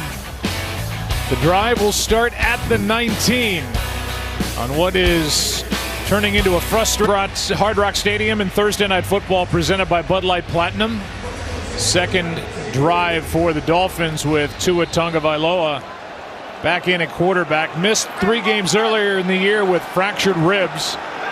Did not make the start in their win over Houston on Sunday, but in there after a knee injury for Brissett. Pass is caught by Albert Wilson, and just a gain of 1. Pressure by Bynes on that play.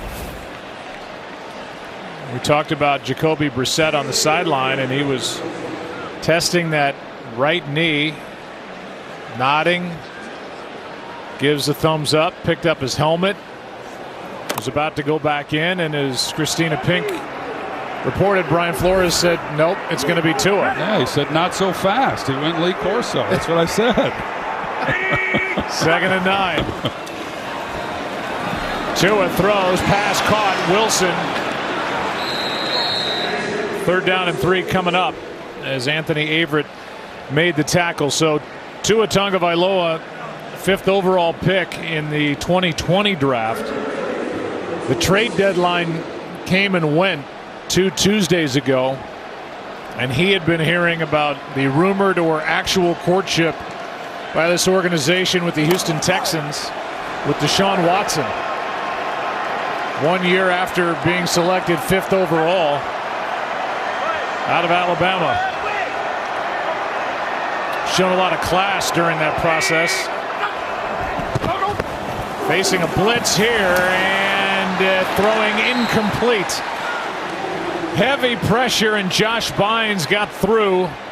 Was not alone. Well, he hit hands there with his right hand, but it looked like he might have. Yeah, he sure did. That's right. There on that hand and finger. Let's see how he's doing. We may see Brissett back in the lineup. There's Patrick Queen. Pilardi hits it.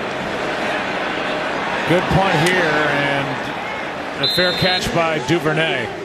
Time now for the Rocket Mortgage 6 for service for each touchdown scored in Salute to Service games this month. Rocket Mortgage will donate $1,000 toward the fight to end veteran homelessness.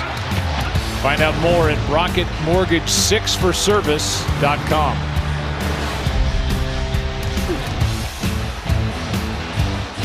Well, you've done a few 6-3 games in your time. Different sport. Yeah. Here's another look for a guy that's been dealing with a fracture in the middle finger on his throwing hand. Shaking it off. Yeah. On his way off the field. From the 22 now. Sidearm throw. There's Andrews. Catch number 3 on the night, and it's good enough for a first down.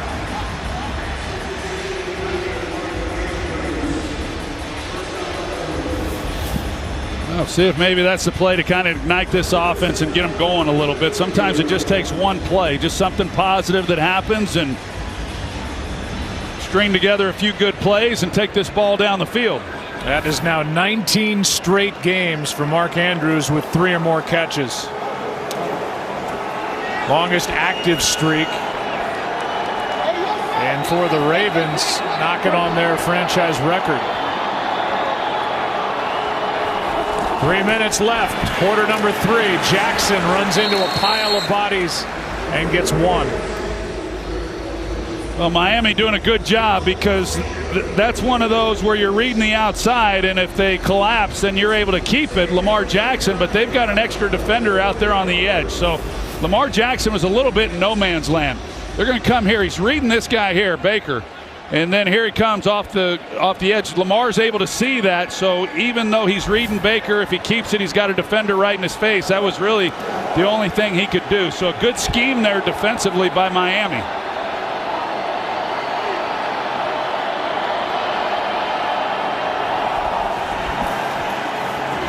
Jackson throws low and incomplete. They're going to say catch. Let's see if he caught this. It's Andrews for 14, as the Ravens now are going to hurry it up to try to get a snap away. And it's now challenged by Miami. Let's see that last throw, and if this was indeed complete. Well, it looked like, take a look at the end of this play. Miami has challenged. Yeah, looks like he might have. Looks like he. We will review the play. There's a better look at it here. Still in the air. And it looked like he got underneath it. I don't know if there's anything there, but Lamar Jackson, he dropped that thing down, Kent to Colby style to get it around. It looked like he was working it around Villanueva. Watch how he has to throw it, to the side there around the left tackle. I think that's a catch. I do too. These guys are getting pretty adept at doing that. Of course, we've been watching Mahomes do it for a few years. I've seen Aaron Rodgers and Matthew Stafford, and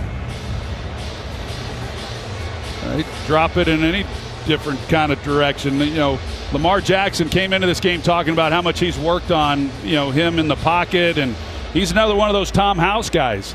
And they initially were working with him possibly about trying to get his elbow up, raise the launch point of the throw, and when they were working with him and saw him throwing the ball the way that he does on the move, they decided that what he does is perfect and they don't have to worry about it.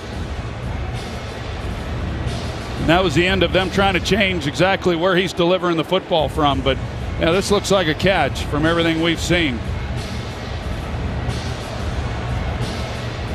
Well, remember, the call was catch on the field.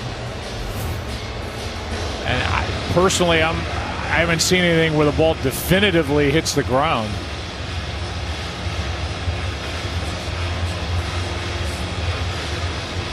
Unless there's another shot that we haven't seen.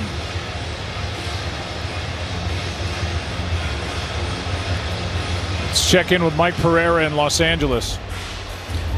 Joe, they've got that system that gives them a lot of angles to look at, and I think the tip of the ball touches the ground. You see it bounce up and loose between his legs, but I think you get the ball to the ground right there, and then it ends up loose between his legs. I feel they're going to reverse this to incomplete. And I think you're right, because they're moving everybody back, and they've spent long enough looking at this to figure out where the ball should be placed. But if you see that ball definitively hit the ground, yeah, I still don't see that. I don't see it either, and I know they talk about piecing it together, but I don't know what you're piecing together. After reviewing the play, the pass was incomplete. It'll be third down at the 34-yard line. Please set the game clock to 2 minutes, 21 seconds, please. 2:21. Miami is not charged a timeout. So that erases a 14-yard completion to Andrews and makes it 3rd and long. 3rd and 9. And they're all up there again, Miami.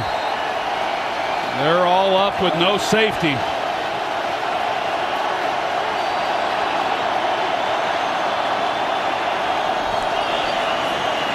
Jackson in trouble, and down he goes. Javon Holland.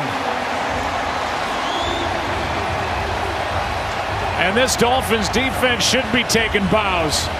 A loss of 7, it's 4th down. Well, they showed 8 at the line of scrimmage. They rush 6. They drop out 2, and then it's trying to sort it out. And Holland has been in the backfield a good part of this ball game. You see what the offense is trying to figure out. Okay, well, which guys are coming, which guys are dropping? That's the dilemma. And so you've got blockers for them, but you don't have the bodies blocking the rushers. Here's Holland on the return. He was there for that sack. And the Dolphins have it, leading by 3, under 2 to go, 3rd quarter, and back after this from Progressive. Progressive presents At Home with Baker Mayfield.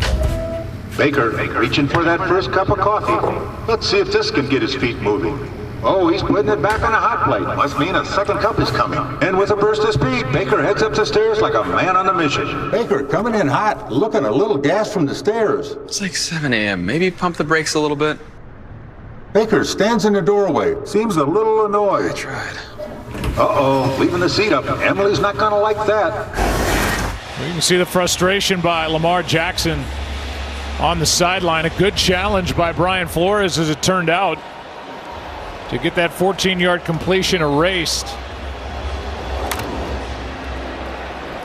And now the Dolphins try to prove they can move the ball. They haven't done anything either with it. Starting at their own 36. Here's a throwback to Tua. They just play catch, and Gaskin takes off, slips down with a Dolphins first down at midfield. This is like when you get a runner in a rundown in baseball. I mean, look at this. He throws it back. Hey, back at you. Here it comes. Well, it is 6-3. It is 6-3, yeah. And we've got the pinch hitter who came in. You know, Tua's in for Reset. That's the best play we've seen. Now, that'll be the new craze. We'll see that this weekend. It's a copycat league. It's a copycat league, It's a copycat league. First down at midfield. Tagovailoa sets up a screen for Gaskin. Gets 10, but a flag is down back at the 48.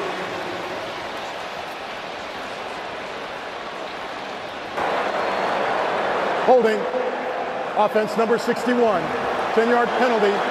Repeat first down. Rich Russo, our director, had it. Austin Ryder, the center. He's trying to be sneaky about it. It got extended. See, that time he didn't throw it back. You know, now they got that to deal with. First penalty all season on Ryder, who's in essence the third center for the Dolphins. There's George Godsey, who went to sleep one night and said, what if we just threw it to Gaskin? And then he threw it back to Tua. Yeah. And then he threw it back to Gaskin. Yeah, good idea. First and 20 from the 40. Tua protected downfield. There's the rookie. Waddle to the 25. Well, watch this route. It's the speed there that gets him turned. It's really good work. Again, rookie on rookie. Waddle on Brandon Stevens, and just an excellent route on the safety that gets him turned. 35-yard completion to end the third quarter in a 6-3 game. Thursday Night Football presented by Bud Light. Welcome back to Thursday Night Football presented by Bud Light Platinum. During the break, Tua Tagovailoa and Jacoby Brissett talking it over on the sideline as that 35-yarder closed out the third quarter to Jalen Waddle. Seen no turnovers, 3 third-down conversions, 4 penalties, 7 sacks, 9 points, 14 punts, and a partridge in a pear tree. From the 25, Albert Wilson trying to outrun the defense, and he does. Justin Houston couldn't bring him down, and Wilson carries for 14. Well, you got a fast pursuing defense, a little misdirection. See if you can't outflank them. Good design. You got Albert Wilson out there, and good blocking on the perimeter as well. It's just a good job, and I think you got to give credit to Brian Flores. You know, the decision to take the ball back in your own territory, called the timeout before the half. It resulted in a field goal. The challenge that he had, that we didn't think there was anything there to suggest that that would be overturned, and then going with Tua. Those are 3 big decisions in this game, and so far all 3 have paid off. And now with a play clock at 1, number 1 has to call a timeout. And we'll be right back after this from Verizon. You know how some carriers give you so little for your older busted phone you just end up living with it? I don't think so. Verizon lets you trade in your broken phone for a shiny new one. You break it, we upgrade it. You dunk it, doggy bone it, slam it, wham it, strawberry jam it, we upgrade it. Get a 5G phone on us with select plans. Every customer, current, new, or business. Because everyone deserves better.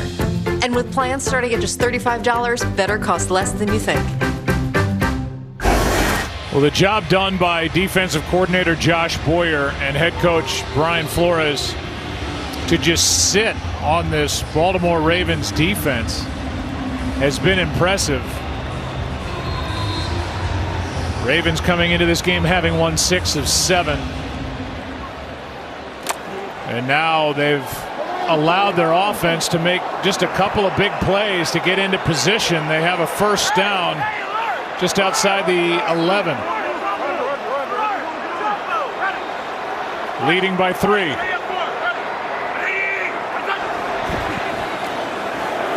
End zone. Waddle. Penalty flag on Humphrey. That is so hard. So difficult for Marlon Humphrey. Pass interference. Defense, number 44. The foul occurred in the end zone. The ball will be placed at the 1-yard line. It's automatic first down. It's he's got his arms around him, and then at the end you got Waddle, who's trying to keep Humphrey from coming back and making a play on the ball. But that is so hard on a defensive back. I mean, that's what they're tasked with doing. But you know, you're trying to stay up with guys that can run like Waddle, and then an underthrown pass. It's tough. Christian Wilkins comes in at fullback. In front of Gaskin. That's where they go, and nothing as Josh Bynes made the play. 2nd and goal. Wilkins, 6'4", 310. Third-year defensive lineman from Clemson. Well, that's their version of Patrick Ricard, the fullback for the Ravens. He's 6'3", 300. He might be, Patrick Ricard might be the best athlete in the NFL. I mean, pound for pound. And so they say, hey, we've got our Patrick Ricard. His name's Christian Wilkins.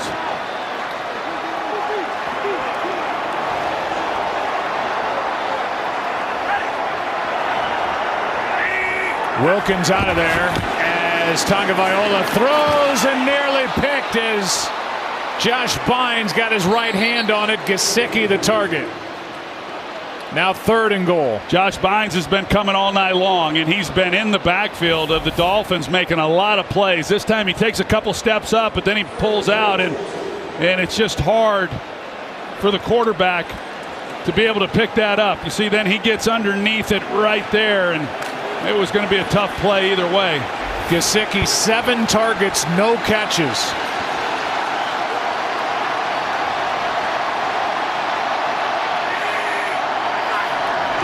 Yeah. 3rd down and goal, and that's going to be a false start.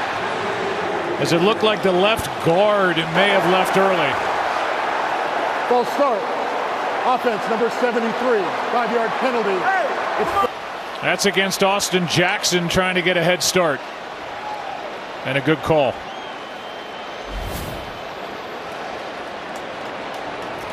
That'll move the ball back to just outside the 6. They had a hold down here in the first half on Durham Smythe that hurt him. Yeah. And now that false start makes it 3rd and goal from outside the 6-yard line. Well, you think how big a touchdown would be here for Miami, the way that their defense has played to make this a 2-possession game.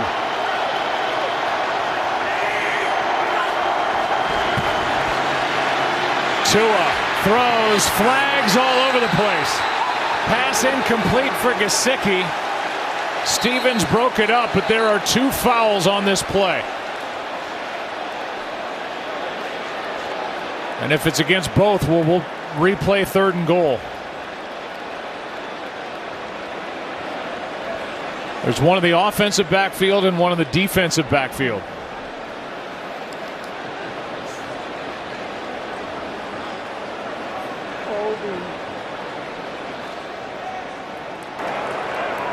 There were fouls by both teams during the play. Holding. Offense number 74. Personal foul, face mask.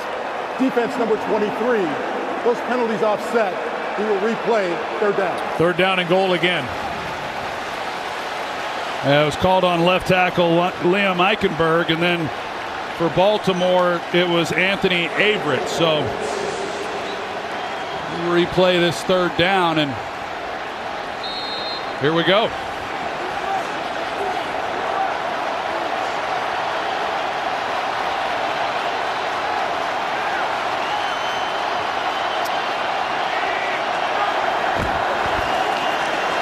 Tua. Pass is caught by one of the linemen, and he came up short. Robert Hunt.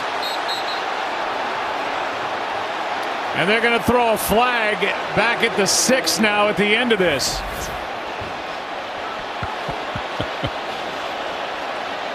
Had to have reported as eligible, and then look at that.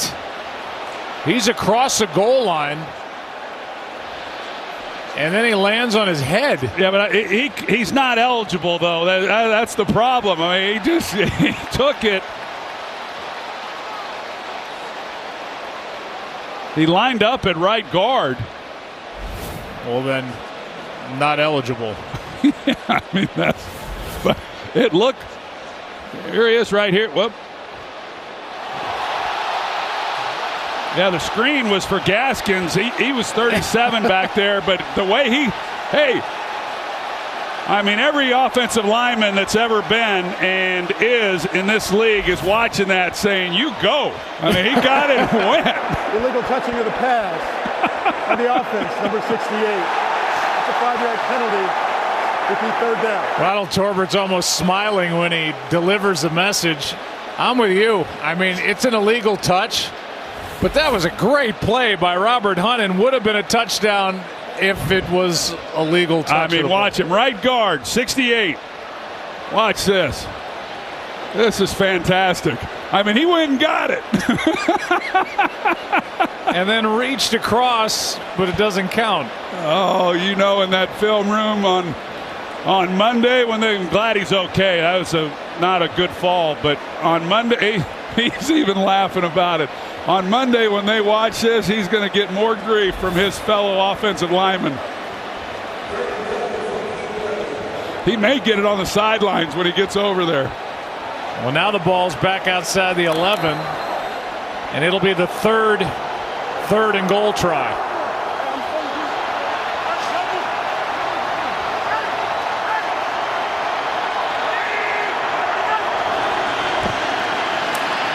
End zone. Incomplete for Mac Hollins. And it's fourth down. Well, it was the right idea. You know, Mac Hollins he's essentially like a sixth tight end for them. The guy's 6'4", wide receiver, and they line him up out wide. Just with the height advantage, just give him a chance. He's working against Anthony Averett, who's 5'11". He's got 5 inches on him, but just too much. 3 red zone trips for the Dolphins, and this their third field goal attempt. Sanders is 3 for 3. But the highlight of the night is this by 6'6", 327-pound right guard Robert Hunt. That's all-timer. He loved it. They all loved it. Why not? Up 6, so the Dolphins just had a moment. Yeah, I'll say that's the greatest thing I've ever seen. 4 different Miami offensive linemen committed penalties on that drive, but there was no penalty like the one we saw on Robert Hunt. Yeah, you can't get mad about that. But lost in all that excitement was what a great job Baltimore did. Miami had first and goal at the 1, and they kept them out of the end zone and had to settle for a field goal. Aaron Andrews, what are you witnessing on the sideline for the Ravens? Completely different emotions, obviously, Joe. You see Lamar Jackson getting heated, talking to his wide receiver, and that entire drive, he just walked up and down the sidelines. This was the only time I really saw him near the bench. He was up by the field, towel over his head, visibly frustrated. He's calmed down quite a bit. Also, we've been talking about the humidity, Troy. Marquise Brown, that entire time over here on the sidelines getting stretched out, they were looking at him for cramps.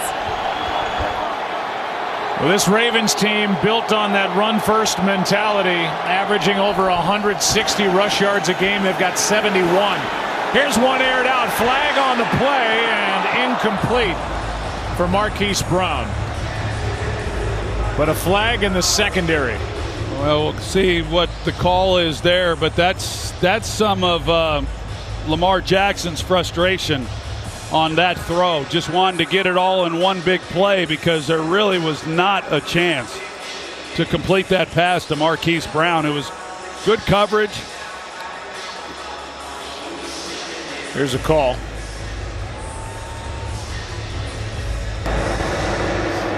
Pass interference. Defense number 25. Spot foul. Automatic first down. Xavier Howard, double move, a little bit of a slant and go, the grab right there. Even though the safety's working over his way, that's a good call. Good catch there by the official.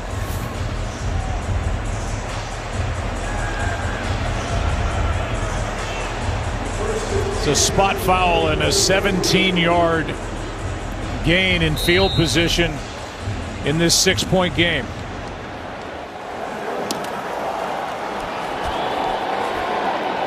A homecoming game for Lamar Jackson. From Pompano Beach, played at Boynton Beach High School, was a Tiger there. Boy, nobody back there again. Nobody. Jackson throws and incomplete for Marquise Brown. Justin Coleman with pressure on Lamar Jackson. You just see all this field here, so if he comes up and takes the middle, you've got a chance, but neither one of them did. So you got the outside breaking route and then hooking up. And so, you know, if you're able to, if you see that and you're able to somehow hand signal to the receiver and just, you know, get across the middle, beat one guy, and we got a chance for a home run. Instead, you know, they just haven't been able to take advantage of some of those looks. And now on that play, they don't get any yards with the incompletion.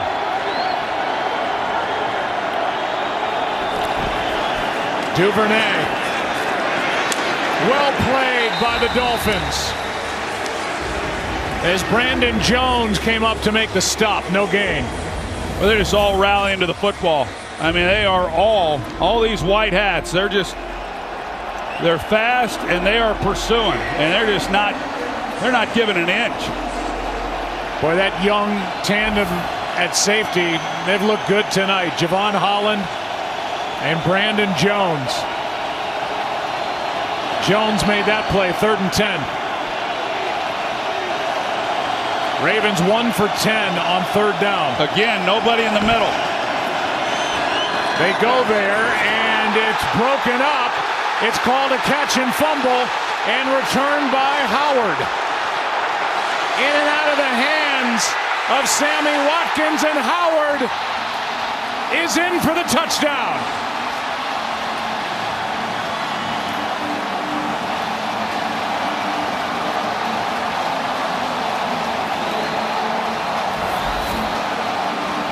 Let's take a look and make sure it was a catch. I didn't think it was. That's close. I'm going to defer to Mike.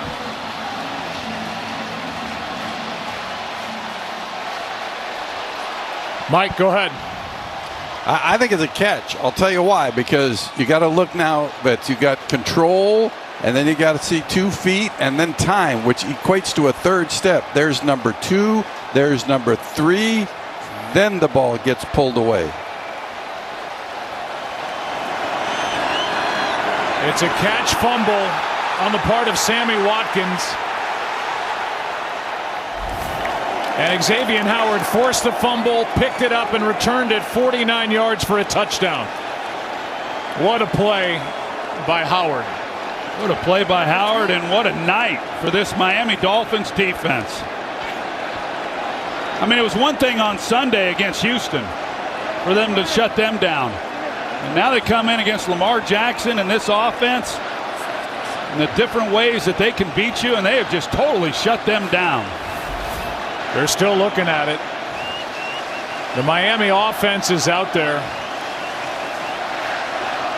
as they'll go for 2 if the touchdown stands.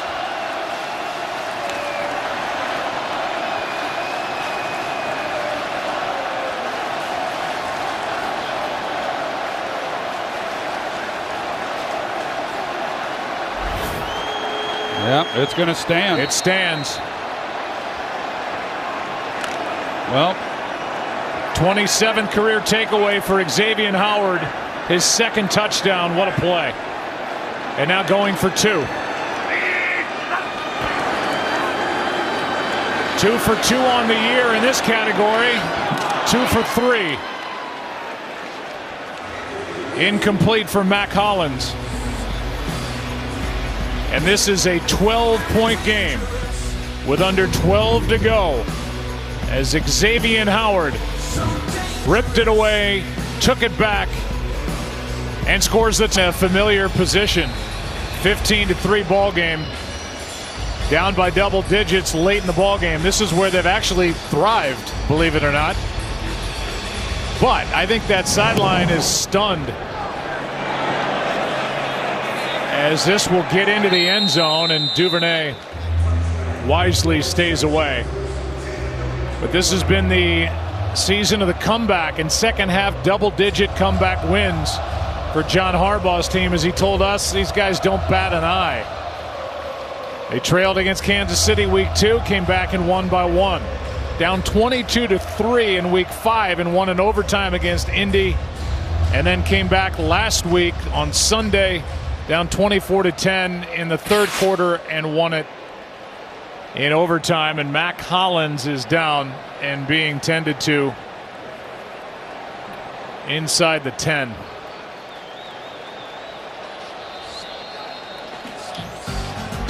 When we come back, Lamar Jackson and this uphill climb for the Baltimore Ravens, down 12. All presented by Bud Light Platinum. Mac Hollins, we think, just cramped up. And so here are the Ravens down by 12s, taking over at their own 25.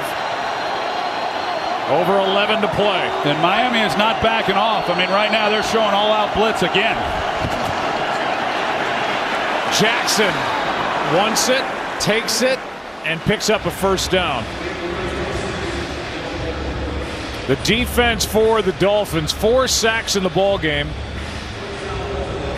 Over the last 2, they've got 9. 5 takeaways, 1 in this ball game. And they just scored a defensive touchdown by Xavier Howard, and this isn't there at all. Watkins the closest one to it. Well, if you think about it, Joe, the 3 points that Baltimore has came on the opening drive of the game. And the second possession, they moved the ball, and then there was a Justin Tucker missed field goal. And they have, I mean, literally done nothing since the second possession of the game. And now 2nd and 10. Lamar Jackson with 152 yards. And they just got to make Miami pay for playing this coverage. They're 4 across on the receivers, and pass is caught by Josh Oliver.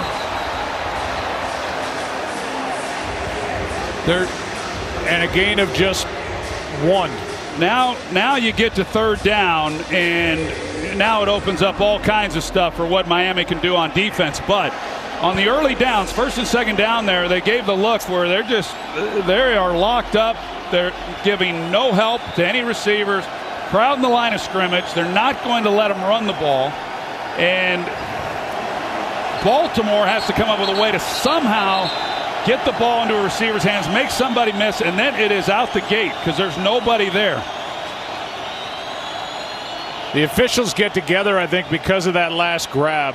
They're talking it over as to whether that was a catch or not. It's a minimal issue. It's a yard one way or the other. You have another. Here's a call. After discussion, it's an incomplete pass. Incomplete pass. Please set the game clock to 10 minutes, 53 seconds, please. 10:53. The clock will start on the snap. So an incomplete pass, and this Ravens team that's 1 for 11 on 3rd down is faced with 3rd and 10. Eric Rowe made that defensive play.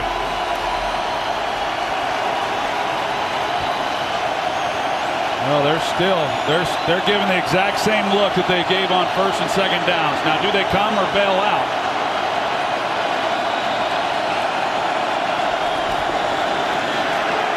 Pass is low and incomplete to Marquise Brown. And the Ravens offensively unable to figure out what the Dolphins are doing on defense or take advantage of it at all. Yeah, if they can hold the ball, enough, because the coverage is soft. If they can hold the ball long enough, the problem is they can't. And so Lamar Jackson's getting it out, but the receivers are putting some pressure on these defenders. But I saw Miami do this against the Rams last year, and I've just never seen a defense play that much coverage and get away with it. But they're doing it again tonight, and they're getting away with it. Dolphins get the ball back at their own 25. You have another chance to win Terry's money, and this time it's for $100,000. Just download the Fox Super 6 app. Play the NFL Sunday Challenge for free. Scan the QR code, download the app, and play now. Ravens came into this game 37% on third down, not great, but they're 1 for 12. Well, and this where Miami's inability to run the football is where this comes and bites them. You know, that they're just not able to take time off the clock and make first downs on the ground. Tua keeps, hits Smythe. A lot of room, and Durham Smythe out across the 45. 23 yards to get this possession started. You don't have to run the ball when you blow coverage on defense and you turn Smythe just totally loose. And nobody's in coverage with him. You see as he comes across and just nobody else. They're in man coverage, but whoever was in man coverage on Smythe, he was lost in the mix at the line of scrimmage.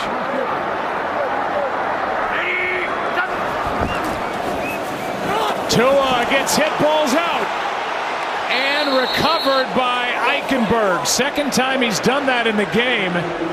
Patrick Queen forced the fumble and then was going to try and scoop and take it in, and he'd never got the ball. That was the problem. Queen knocks it out, and then he tries to scoop it, and by doing that, Eichenberg comes in there. That's a heads-up play by him. And as you mentioned, he did it earlier in the game as well. But, man, he comes flying in there and just takes it away. That's great work. And you can see Patrick Queen wishing he had just fallen on it.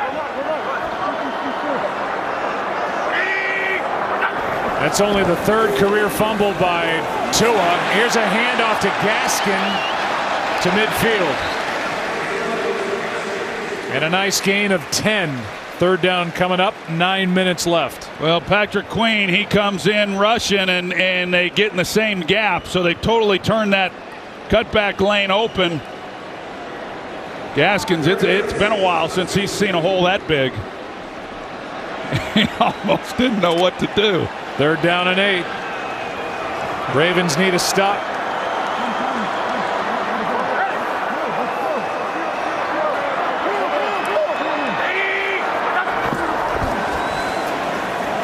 Blitz, they don't get home. Pass is caught, but short of first down yardage.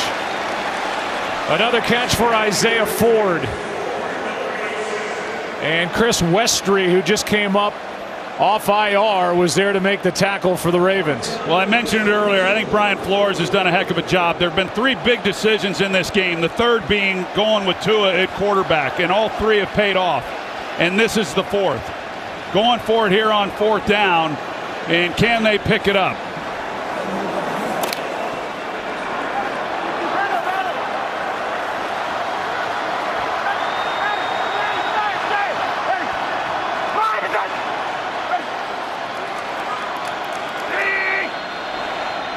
Instead, trying to draw him off in a delay of game. Delay of game. Offense. 5-yard penalty. It's 4th down. Start Saturday strong at 10 a.m. Eastern with a big noon kickoff pregame show live from Waco before a Big 12 showdown between number 8 Oklahoma, number 13 Baylor, and then Maryland takes on number 7 Michigan State. All on Fox and the Fox Sports app. I thought they would go for it. Yeah, I like this decision, though. I mean, the defense has played so well. You know, why give it to Lamar Jackson in midfield? But there was a time this wasn't even a decision. You'd punt it all the time. But the way things are in today's NFL, it has green-lighted a lot of coaches to go for it and not have the questions that they would have had otherwise. I'd say that was the right decision. Mac Hollins back in the game, and Pilardi puts it down at the 1. And a perfect 47-yard punt by Michael Pilardi. I mean, everything is rolling right for Miami right now.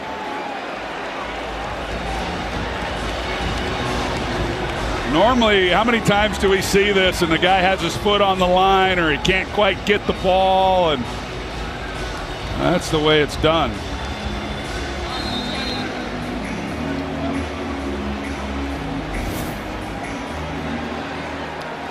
Well, the Ravens take over at the 1. Last game without a touchdown was in 2018 against the Browns. 51 games.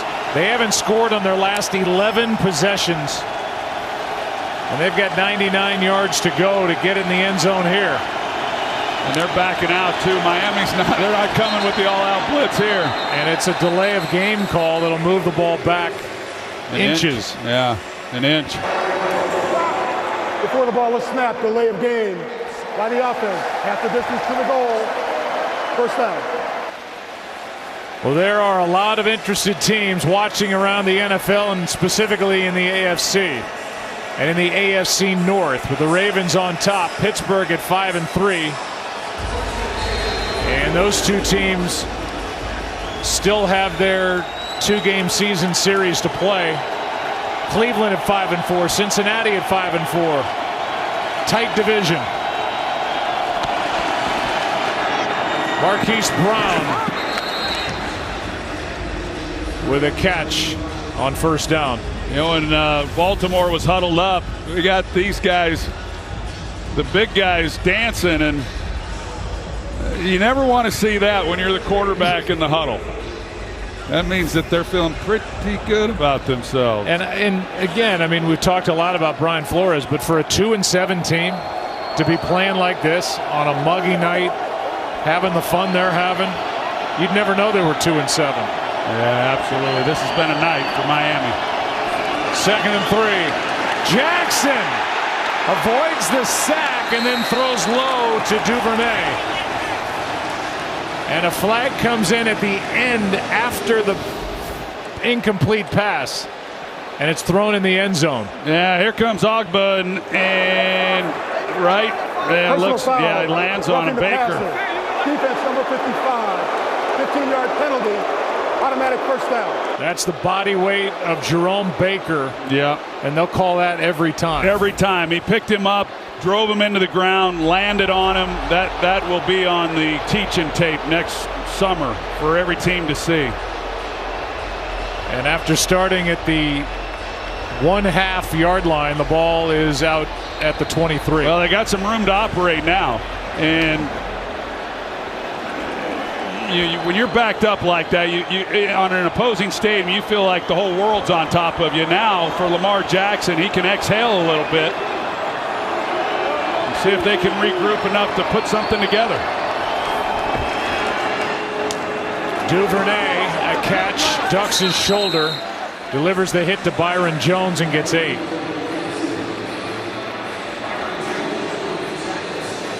It has, I've said it, it has surprised me for this offense, for what they have, that they just have not been able to make Miami pay for some of these looks.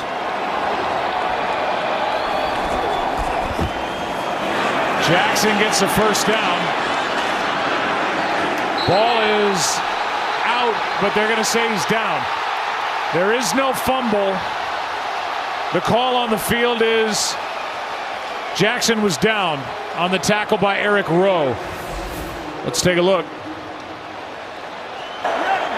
Ruling on the field is that the runner was down by contact. First down. Definitely down, and a first down for Baltimore. Yeah, good call. Now Baltimore's trying to get it going. Get the ball snapped. Pass caught. Andrews out near the 40. Miami will give them that all day. Got the slot receiver with a, well, now they're going to go bunch. They're going trips to the top. Pass is caught. Just a flick of the wrist and out of bounds. Rashad Bateman, first down. When you're given the looks that Miami's given. And now flags down. Well, that might be another late hit on a quarterback. Personal foul. Roughing the passer. Defense number 8. The 15-yard penalty is added to the end of the play. Automatic first down. I like the first one. I don't like that one at all.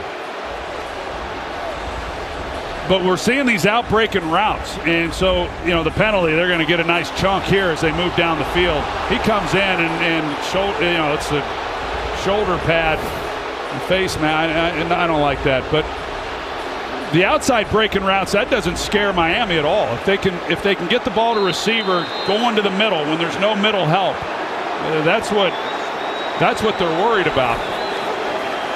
Pass is incomplete for Bateman, but the Ravens just got 30 free yards on 2 calls on hits against Lamar Jackson. One by Baker and this last one by Javon Holland. And the ball is at the Miami 37. Under 5.5 to go. Another look at that penalty against Holland. 2nd and 10. Handoff to Freeman. Nice cut. And takes it to the 30.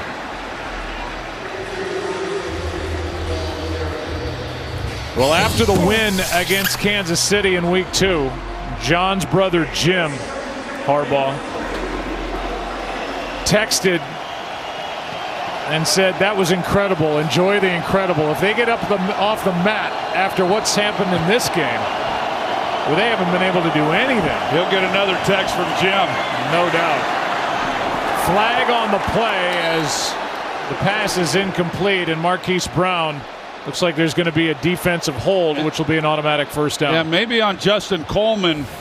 At least that's who was there when the flag came out. 27 right here. Yeah. Holding. Defense, number 27.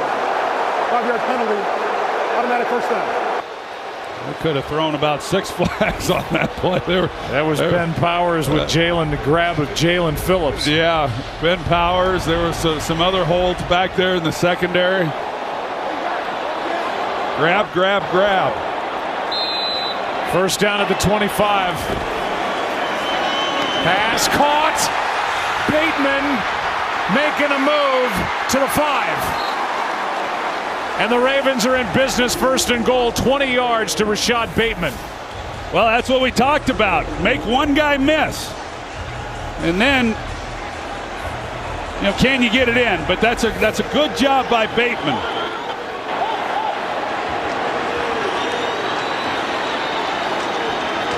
First time inside the red zone for the Ravens. Jackson flips, pass caught. Andrews, touchdown.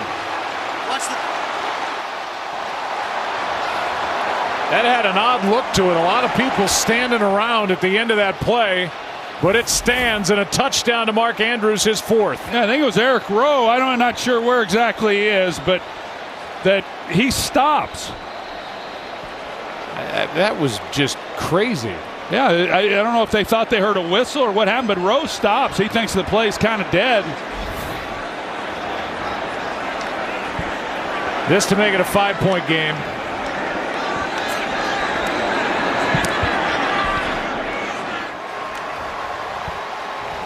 And it's 15-10. Again, Eric Rowe just stops on this play, and I'm with you. I wonder if he acted like he heard a whistle or something, but it's a touchdown for Andrews, and we'll welcome you back inside the broadcast booth. What for the Ravens? We got them right where we want them. We're down double digits in the 4th quarter because this is just what they've done all year. Yeah, these next 4 minutes, this has been a great 4th quarter, really a great second half, and there's been a lot going on. But, yeah, we're wondering if the Ravens were going to be able to climb back into this game like they have so many other times this season, and they sure have. Now, like I said earlier, this is when that lack of a running game really impacts Miami because they're going to have to try to take time off the clock and get first downs, but I just don't see them being able to do it running the football. So you've got the Ravens sitting in this position trying to get to 7-2. It's been impressive all night, but you got to finish if you're Miami, and you got to stop him, who's on the short list of potential MVPs. He's already won 1. And that's the first time we've seen him break out a little bit. And they were helped by penalties. 2 hits on Lamar Jackson and the defensive hold. 35 free yards. Compliments of those flags. Dolphins have committed 8 penalties this quarter alone. And the 2 calls on the hits, and in this case, the body weight by Jerome Baker being driven into Lamar Jackson, then this on Javon Holland. And then Bateman on the 20-yard completion, catch and run to set it up. Next play, touchdown. I sure would like that eventually we can review some of those hits on quarterbacks. And we like the first one. The second one, not so much. Here's Gaskin, nothing. Brought down by Campbell. And Calais Campbell, when you talk to the Ravens, statistically came in and has just 1/2 of a sack. But he's playing hard, and he's played the run well all year. What a career he has had. He is such a great player, and he may not be what he once was, but he's still an awfully effective guy. Look at that move. I mean, that's impressive stuff for a 14-year veteran that's been in the trenches as long as he has and has done what he has. I think he's a Hall of Famer. 2nd and 10.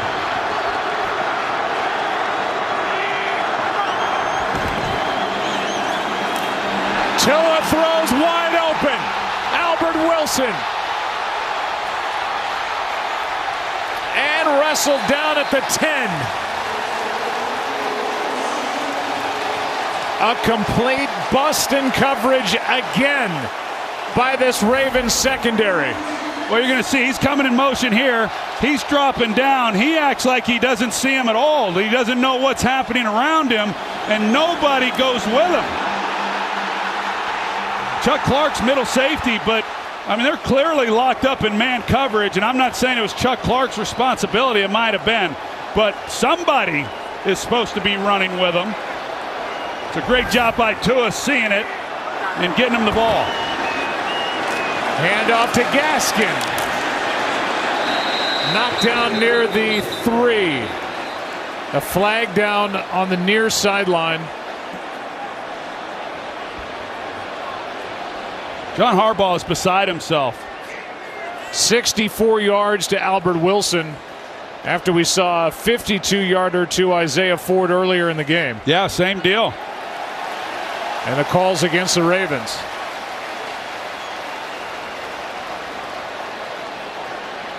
They might have had 12 guys on the field, Joe.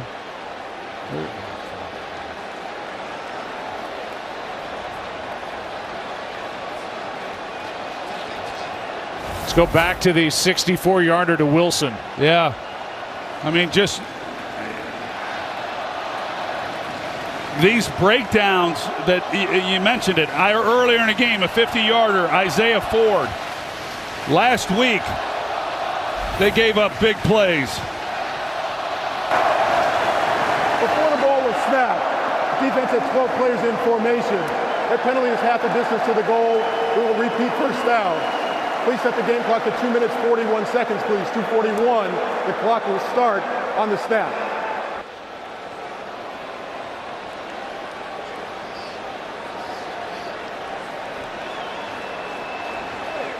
Ball is sitting just outside the 5. Obviously, if the Ravens can hold Miami to a field goal here, they still have a shot. Right now, 1st and 5 from the 6.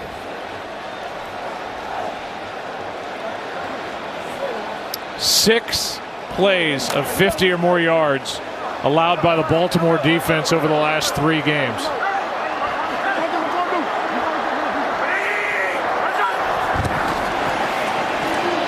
Gaskin, nothing. Matabike in there on the stop. Sunday on Fox, the Cowboys trying to flush that game against the Denver Broncos. Take on Matt Ryan coming off a win over the Saints. And the Falcons or the Vikings take on Justin Herbert and the Chargers. Check local listings for the game in your area only on Fox and the Fox Sports app. Across the networks, there's the Cowboy game on Fox, CBS. Late day on Sunday, Seahawks and Packers. Russell Wilson coming back. Packers hope to have Aaron Rodgers back. The Chiefs and Raiders on Sunday night. And the Rams and 49ers on Monday night on ESPN. And we found out before We got into the stadium today that Odell Beckham Jr. is now an LA Ram. I think we could have said it before today, but in case anybody doubted it, I think the Rams are all in. Yeah, I think so. And Cam Newton's going back to Carolina. Oh, boy. Well, what do they got up their sleeve here? Miami, can they punch it in and kind of put the final nail in it, or we're going to let Baltimore hang around and make this even more interesting? That was a flinch by Robert Hunt. False start. Offense number 68. 5-yard penalty. It's second down. He's getting twitchy by the end zone. You don't. I was going to say, you don't think he's expecting to maybe get out and get him another pass, do you? No, I don't. I think he's going to end the night 1 for 1, also known as 0 for 1. Yeah, that penalty was funny. This one, not so much. That moves it back to the 10.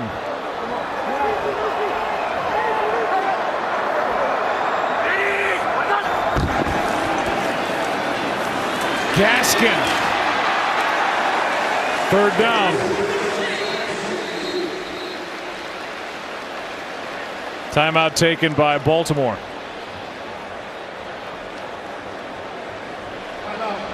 Baltimore after the second of the half. They have 1 left. They have 1 left. It looked like Gaskins, although short of the goal line, it looked like he was going to maybe pick up that first down, because they can pick up a first without scoring. Gaskin came in 42nd across the league at just 3.6 yards per rush for a team that dead last in yards rushing per game at 75. They have just 58 in this game, but that just set up a 3rd and 2 from the 3.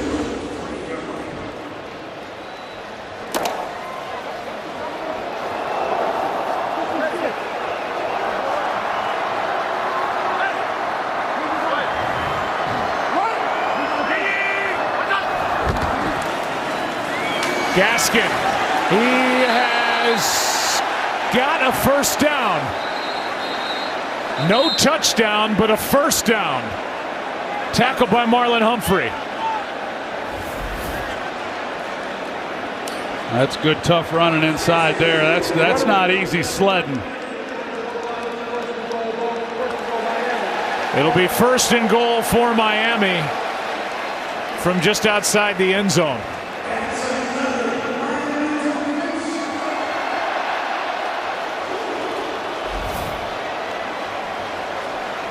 And with Baltimore now out of timeouts as they stop the clock with 2:24 left.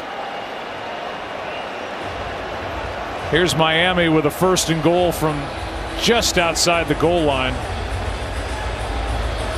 Trying to put this game away and trying to win for their 2nd straight game. Get to 3-7 and just crush the Ravens. 94 is eligible. 94. As big Christian Wilkins comes back in as the fullback. That's 94 eligible, not 68. That's right. There he is, right there at fullback. I'd like to see him hand it to him. Tua takes it, and no signal yet. Touchdown! Touchdown, Miami!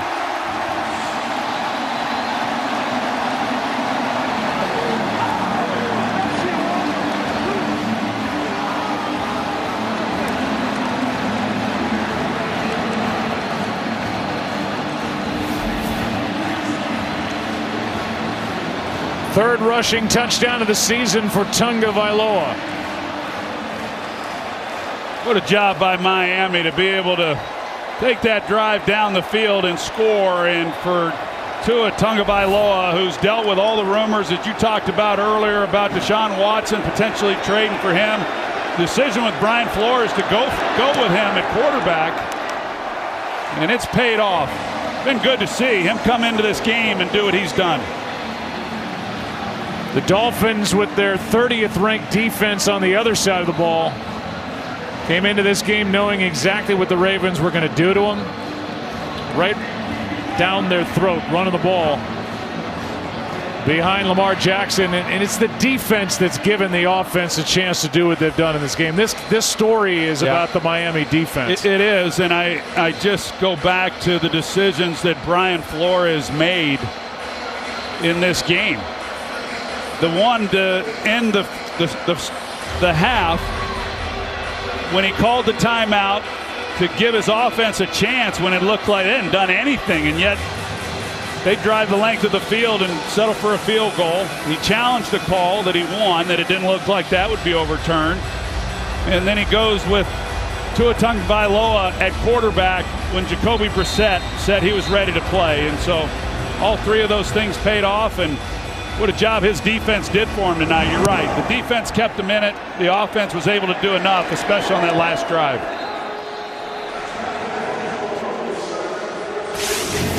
And just to recap some of what we've seen in the game. The right knee injury by Jacoby Brissett. He said he was okay to go back in. Tagovailoa took over. We saw a catch fumble by Watkins, returned by Xavier Howard. The first touchdown of the ball game, fittingly scored by the Miami defense.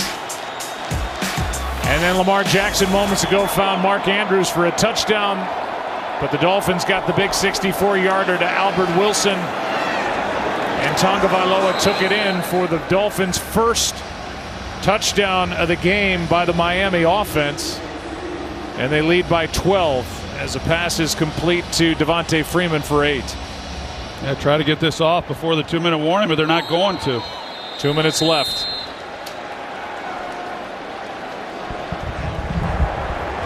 This is the 2-minute warning. 2 minutes remaining in the fourth quarter.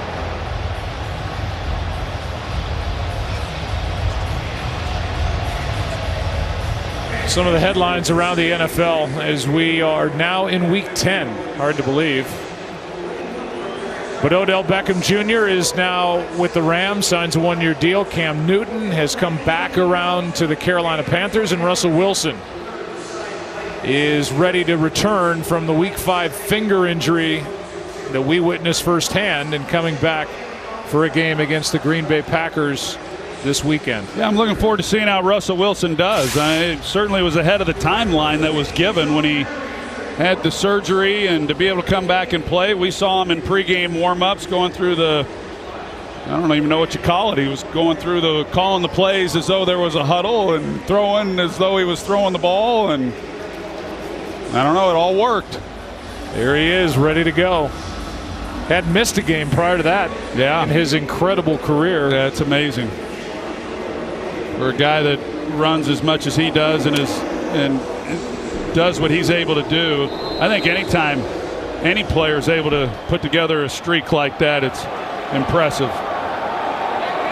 2nd down and 2. 2 minutes left. 12-point game. Here's one for the rookie Bateman, and he gets behind the defense, and they're going to keep the clock running. And a big play here on 2nd down of 30 yards. Well, that's just a mistake.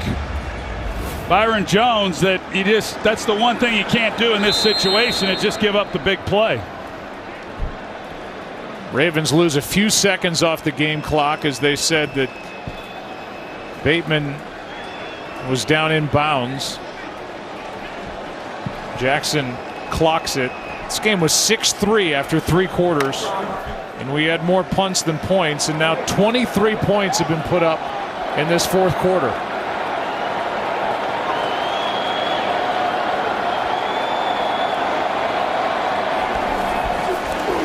Quick throw, pass is caught, and Bateman can't get out of bounds again. Tackled by Baker, gain of 6. Good job by Baker keeping him in. And now it's 3rd down.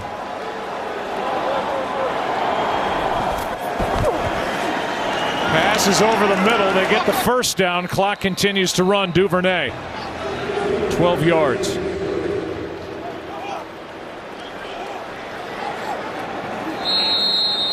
1:07 left.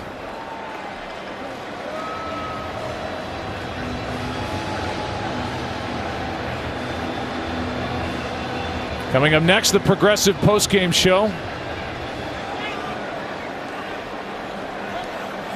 Brian Flores, in his third year as head coach, has put together a game plan and an effort by his team. Throw an upset here tonight.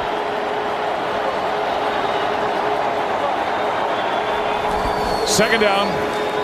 Pass caught by Andrews. Does not go out of bounds initially and now does.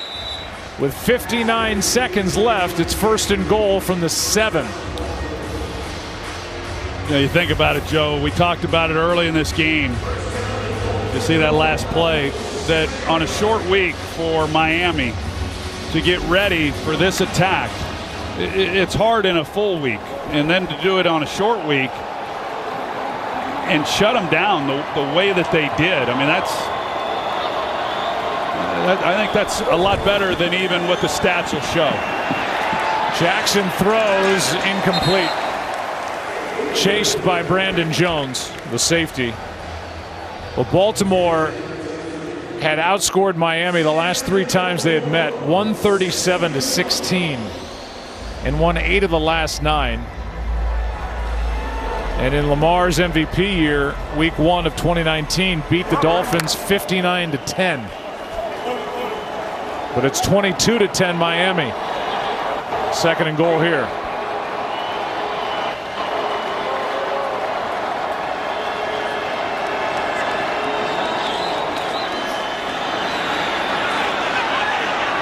Jackson throws, pass broken up.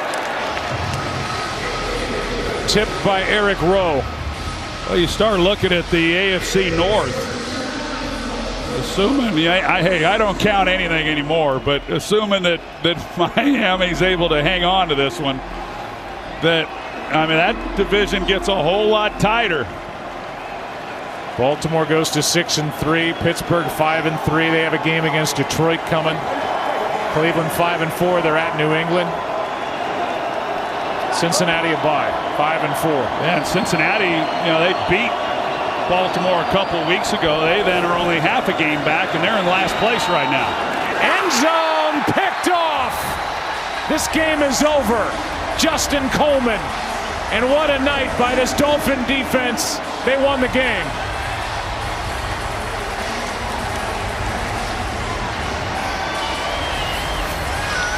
Pretty fitting that this is the way it ends for this game tonight, with the defense. Yet another takeaway, and Justin Coleman intercepting that pass. Agba had pressure, and Jackson's just trying to make something happen. Hope for the best. And Coleman gets his 2nd pick. And not a happy return to South Florida for Lamar Jackson. The producer of today's game, Richie Zients. The director, Rich Russo. The associate directors, Jake Jolivet, Rich Gross, Jordan Wolf. Broadcast associates, Casey Garland, Grant Lounsbury. Technical producers, Pete Chalveris, Chance Koulis. Technical director, Colby Bourgeois. And the audio mixer is Jamie McCombs. We'll see one more snap, and then it's night-night. Night-night. 22-10. And 2 wins in a row for the Dolphins. And a road loss for the Ravens here in Miami.